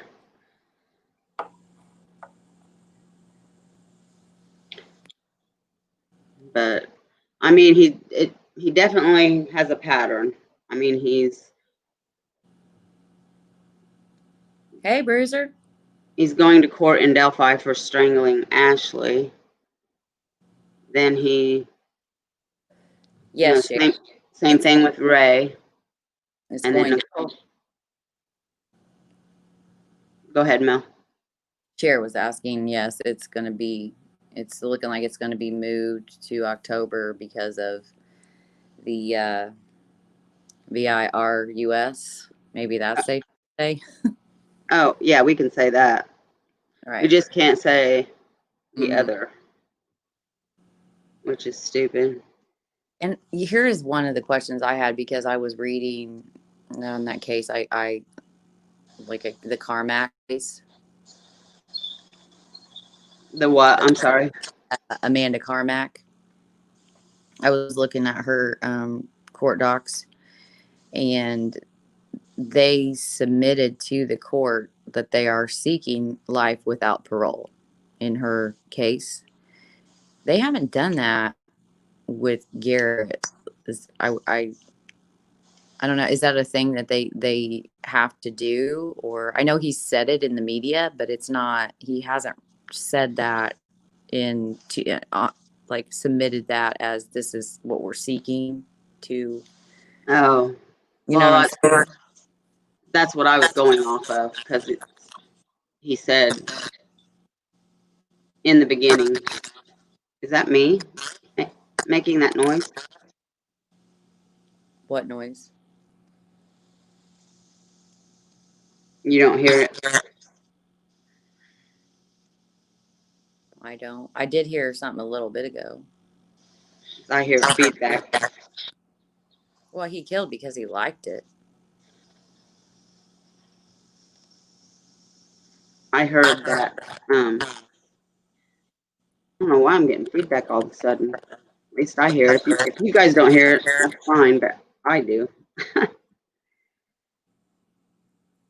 But now I don't hear it. Is it okay now, guys? Oh, good night, Junie. Sweet dreams. But yeah, in the beginning, the prosecutor said he was seeking life without parole. Right. And they charged Ashley Garth with murder one, intentional killing of another, and conspiracy to commit premeditated murder. So, but not Garrett. I don't know. Um, I don't think it would be murder too, just because she was, I don't think that it. I don't know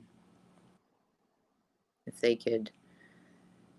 They tried to give him a plea though, and the plea was 45 years, which is the minimum you can get for premeditated or for murder one. And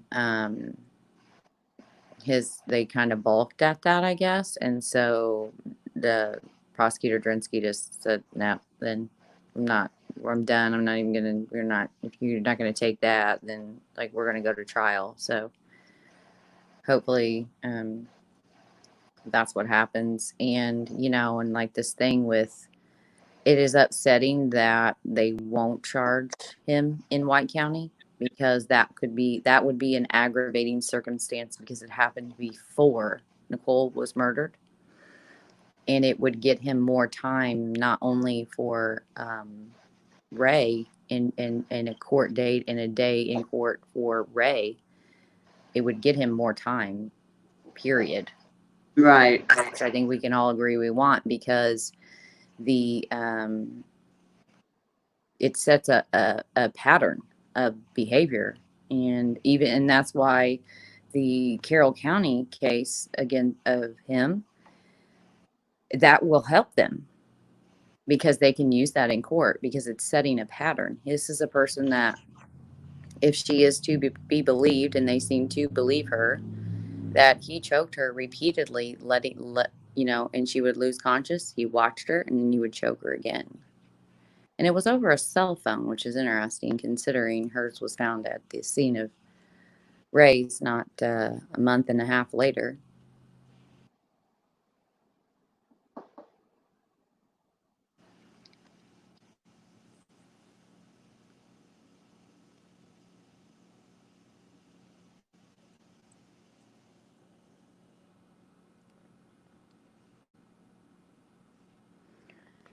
But yeah, I don't understand why they won't charge him. And yeah.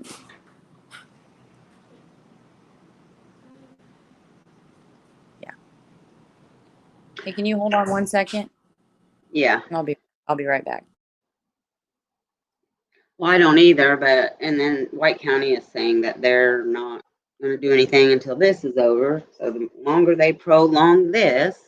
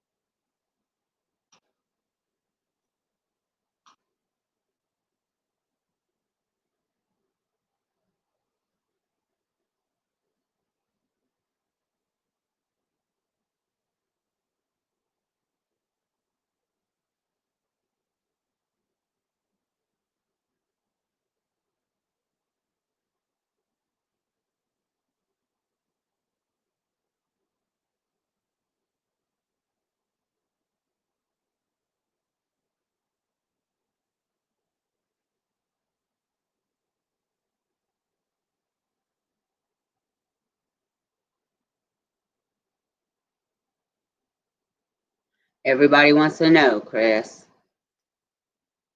Oh, it's storming. It's not here. I don't know if it's supposed to or not.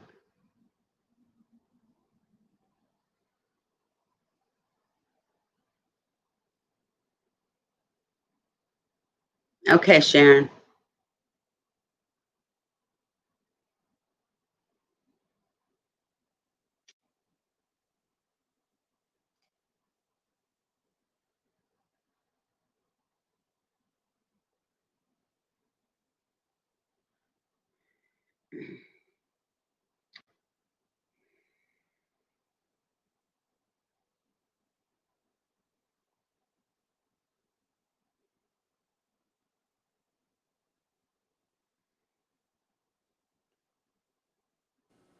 Okay. Sorry about that. That's okay. But I do got to go. Okay, I'm gonna go soon too. Mom's having another episode, so I gotta get back in there and help her. So, Okay, well, thank you for coming on, Mel. thanks for letting me tell Shannon's story. And everybody have a good night. You too, sweetie. Bye. Bye. Love you. Love you.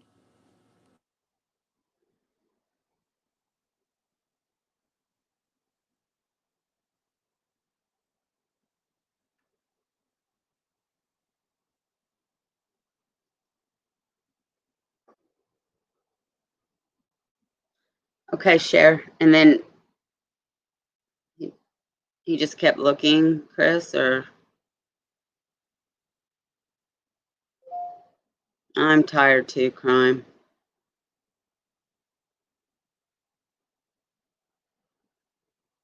What do you mean that's it? I think she did a great job, Christine. It's almost 2 hours. Yeah, we do need the rain, Otto. You're right.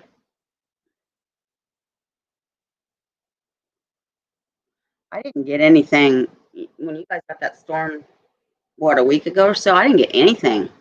And some of Carroll County did. I didn't. That's what started it, Chris.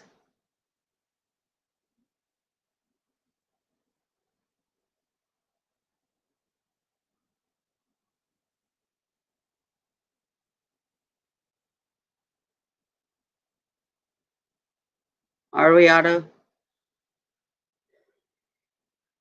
Well, my husband probably knows that. He's the weatherman, but he hasn't said anything to me unless I forgot. I'm so tired today.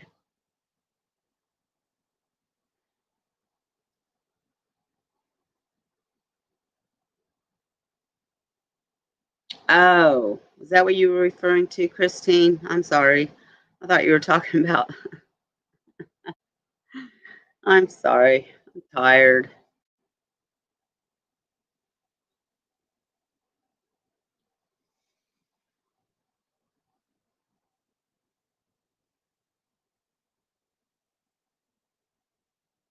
But yeah, I guess that's a good point. That's it.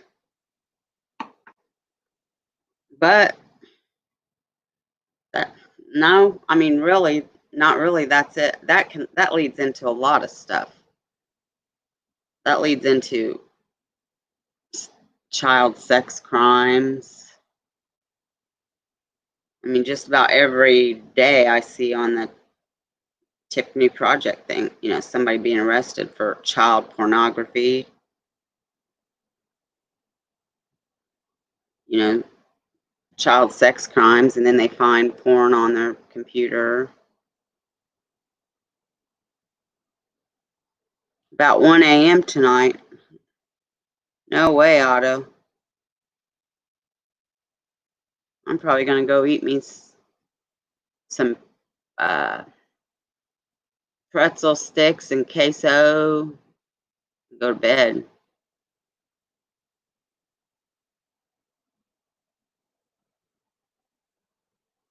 Thank goodness Mel rescued us, huh? Did Photo leave? He must have.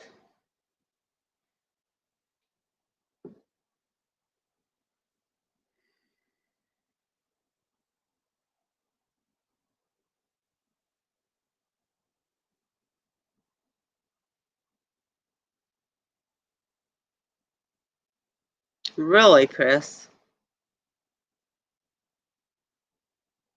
Welcome back, Cher. Yeah, I took Abel back, and well, Daniel told me last night Eli's wanting to come with you this weekend. I said, well, his mom's probably not going to let him. He's been with you all week, and then he's was with me before that. And I texted her today, and she said that's fine. No, he's got tournaments all weekend. He probably, if you don't want to go with us, he can stay with you. I was like, wow, okay.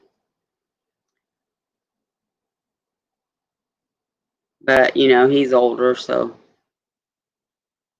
I told him I laid down the rules, though. I said, Grandma's not feeling good. You're going to behave and you're going to pick up after yourself, boy. So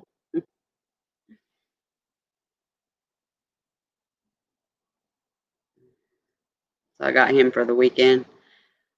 So society's on tomorrow. Mel's on Sunday. So I'm taking the weekend off. And I'll be back Monday. And I'm not sure what we're going to talk about, but I'm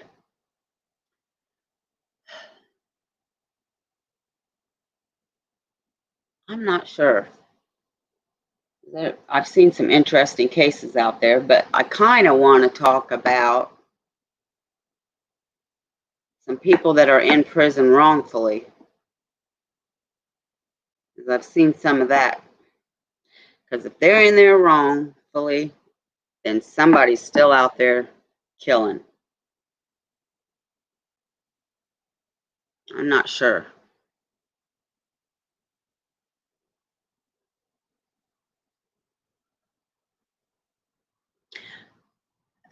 The case I'm working on tonight, though, or was going to talk about,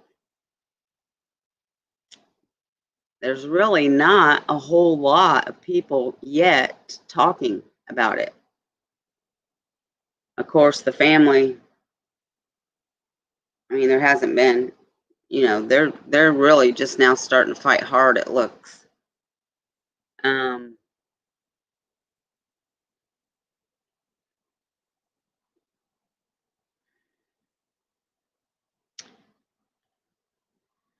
it's going to be a surprise, I guess, again, guys.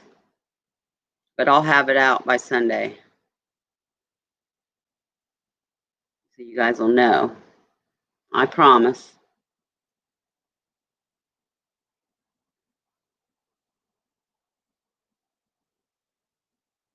Well, hold on, crime, before you go. Well, we can, Chris, if crime doesn't mind, because I know she touched on that.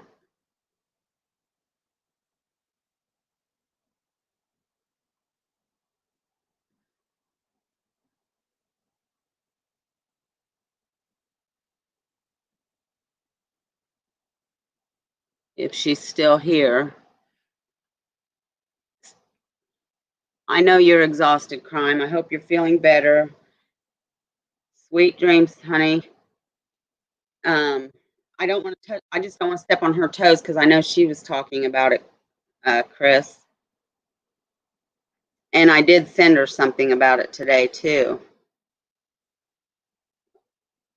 So, I mean, if crime doesn't mind, we can. That really disgusts me. That case really does disgust me. Okay, crime. All right, Chris, we will.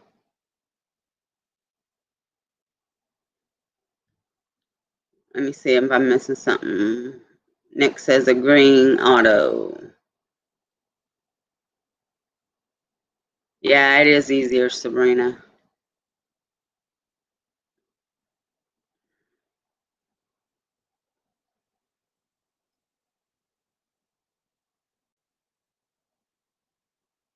Stephen Avery's second case is one screwed up mess. Okay, I'll look at that too. And we can maybe do half and half, you know. I have Bible study Monday, so of course she's been getting us out not too late, so it'd be about 9. Watch your notifications because if I get out early, I might come on earlier. So try to watch for notifications, guys, okay? If I can come earlier, I will. Stephen Avery. Write it down or I'll forget. You know me.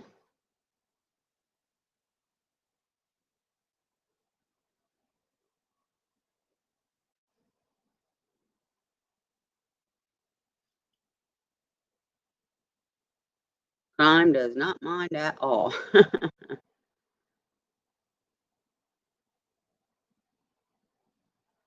There's Dixie Normus. What are you doing, girl?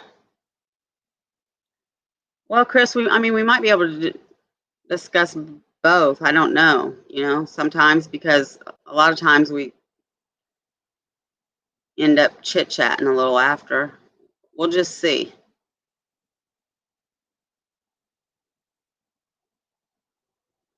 You got here late, girl. I'm just getting ready to sign off. I'm so tired.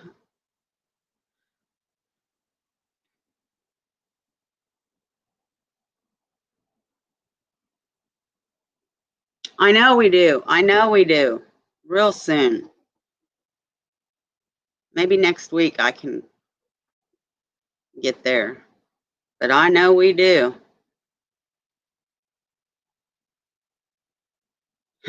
There's another Dixie Normus out there. I seen him on the internet. I started talking to him. Then I'm like, is that my Dixie Normus? Then I'm like, their spelling's different. Okay, Christine. Good night. Sweet dreams.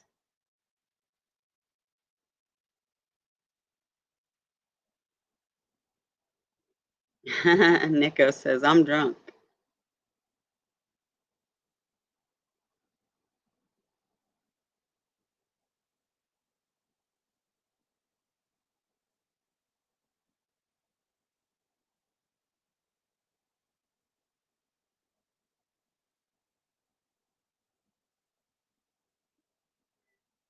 Well, I will not change my name to Normus.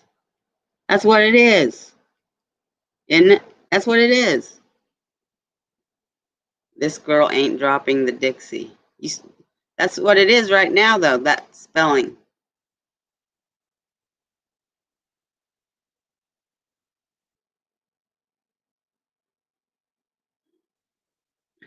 A lot of weird stuff going on here, Otto. I know it.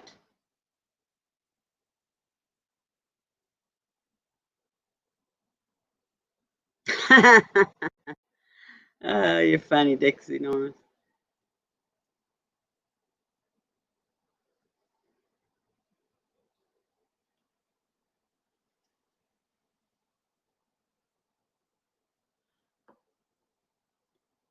All right, Dixie. Thanks for stopping in. It's pretzel and queso time here.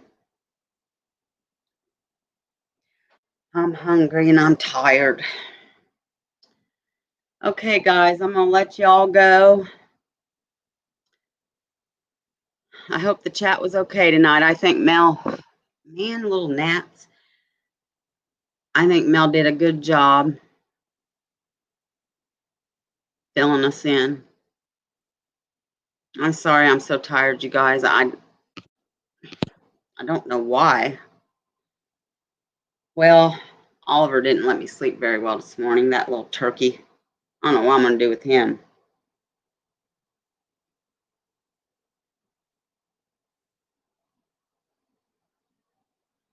Oh, yeah. Yeah.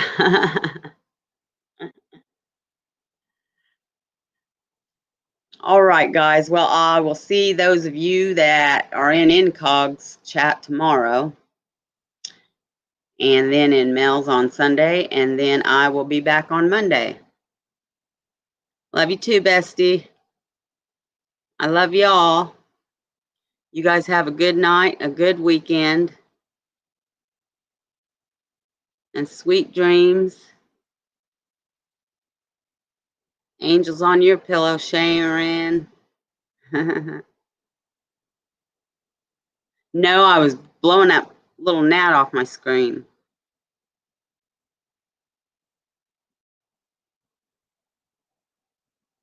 You too, Otto.